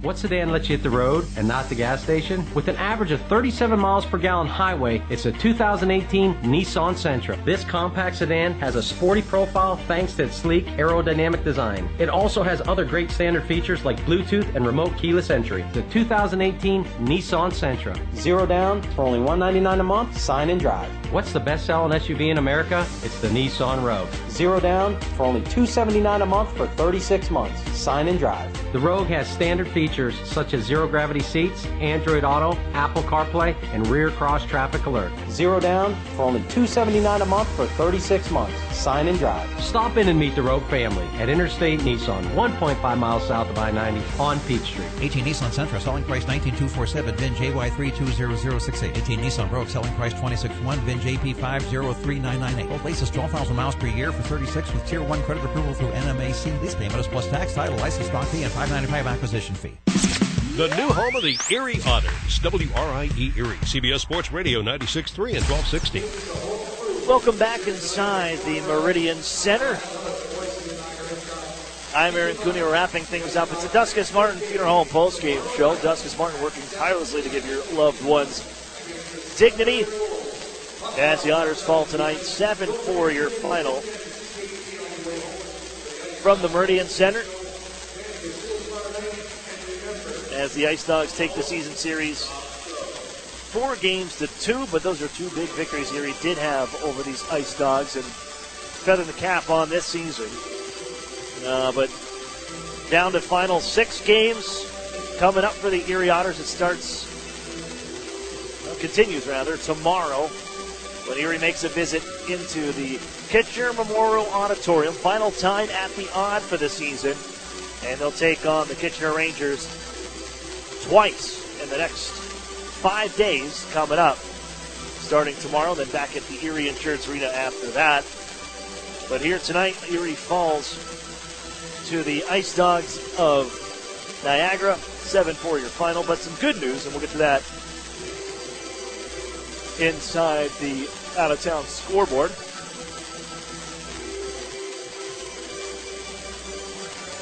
Well, if we do, of course, the internet goes down right when you need it, right? That's how it always happens. But here we are, wrapping things up. I want to thank Alex Gritz first. Gritzy was pretty good here on the color commentary. I'll see if he wants to join us the rest of the way out. I know, unfortunate the situation is he will not be able to play for the Otters. Most likely done for the year with the shoulder injury, but you can always add him on color, bringing the commentary for us here tonight. In the recap, as we go look at this one, the IceDogs jumped to a 3-0 lead after the first 20 minutes of play. Maximoff 1 minute and 41 seconds in, Drew Hunter at 9:01. And Akil Thomas would start his 4-point night. A pair of goals, 2 assists for him on the evening. Power play goal, 13:47, 3-0 IceDogs. And how about the Erie Otters in the second period? They come out with Hayden Fowler's first game in 41 games, and over nearly 4 months off the ice, out of action for Erie. And he absolutely wires this one from the right wing circle, the bottom of the right wing circle, set up by Ryan Martin. Puts Erie on the board. It's 3-1. Then the IceDogs, they roll right back, however. It kind of spoils that comeback for Hayden Fowler. Power play goal from Ben Jones at 8:53. Thomas is second of the night at 10:10. Then at 16:34, it's Oliver Castleman who just about puts this one away. Erie would add one. Garrett put up another beautiful shot. Beats Stephen Dillon, glove hand side from the left circle. Makes it 6-2, but with 36 seconds left, it's Philip Tomasino just nudging one across the goal line after he forced the turnover from the Otters. And it resulted in that play scramble in front of the net. Cole Ceci slides out of the goal. Just a scramble.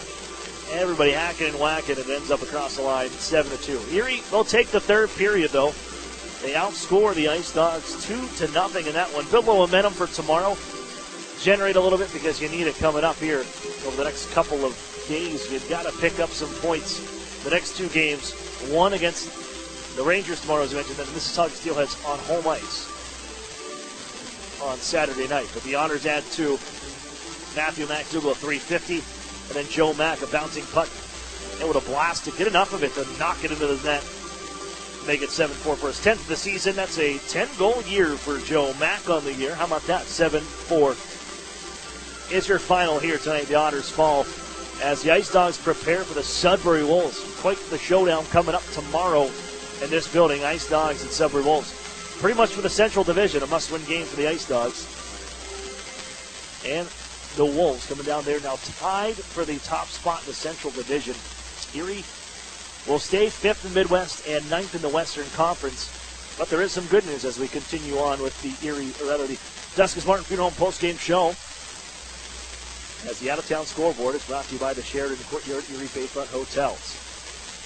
Elsewhere, Peterborough Pete's down the Kingston Frontenac 7-0, and then the Owen Sound attack defeat the Windsor Spitfires 4-3 in regulation time. So that is huge news.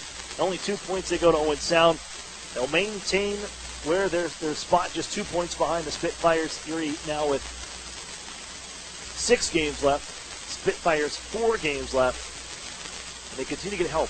The Spitfires, they've lost 6 straight games now over the course of the last couple of weeks. So that at least helps out. You're still 2 points behind the Spitfires for that final playoff spot. Let's take a look at tonight's Ironworkers local union number 3's Ironman of the game with tonight's 3 stars. Kirill Maximoff is your 3rd star. He opened the scoring in the first period and finished the night with that goal to open things up. 2nd star, Oliver Castleman, number 15 on the program, 2 assists and a 3-point night, adding a goal +3 on the evening. And the number 1 star, Akil Thomas, the LA Kings 2nd rounder this past NHL draft. 2 goals, 4 points on the season as the IceDogs take the season series 4 games to 2 here over the Erie Otters. And the road trip will continue. Normally, when you take on the Niagara IceDogs, you go back home because it's a short, less than 3-hour drive on the bus to get back home. We're going to stay over here in Niagara Falls. Let the team rest because there's lots of hockey to be played. They're going to rest and head in to Kitchener tomorrow and get ready for the Kitchener Rangers for the 5th time on the season. That'll be tomorrow at 7:30, that hockey game. I'll have the Erie Federal Credit Union pregame show for you at 7:15. So we're wrapping things up here. I want to thank Alex Gritz. Also want to thank Brian McKay back in studio. And I'm Aaron Cooney signing off for the evening. We'll talk to you tomorrow as the Otters fall to the Niagara IceDogs. 7-4 your final. You've been listening to the Erie Otters Radio Network on CBS Sports Radio 96.3 and 1260. You've been listening to Erie Otters Hockey on WRIE Erie. Follow all the action throughout the season on the new home of the Erie Otters, CBS Sports Radio 96.3 and 1260. Diagnosed with dementia.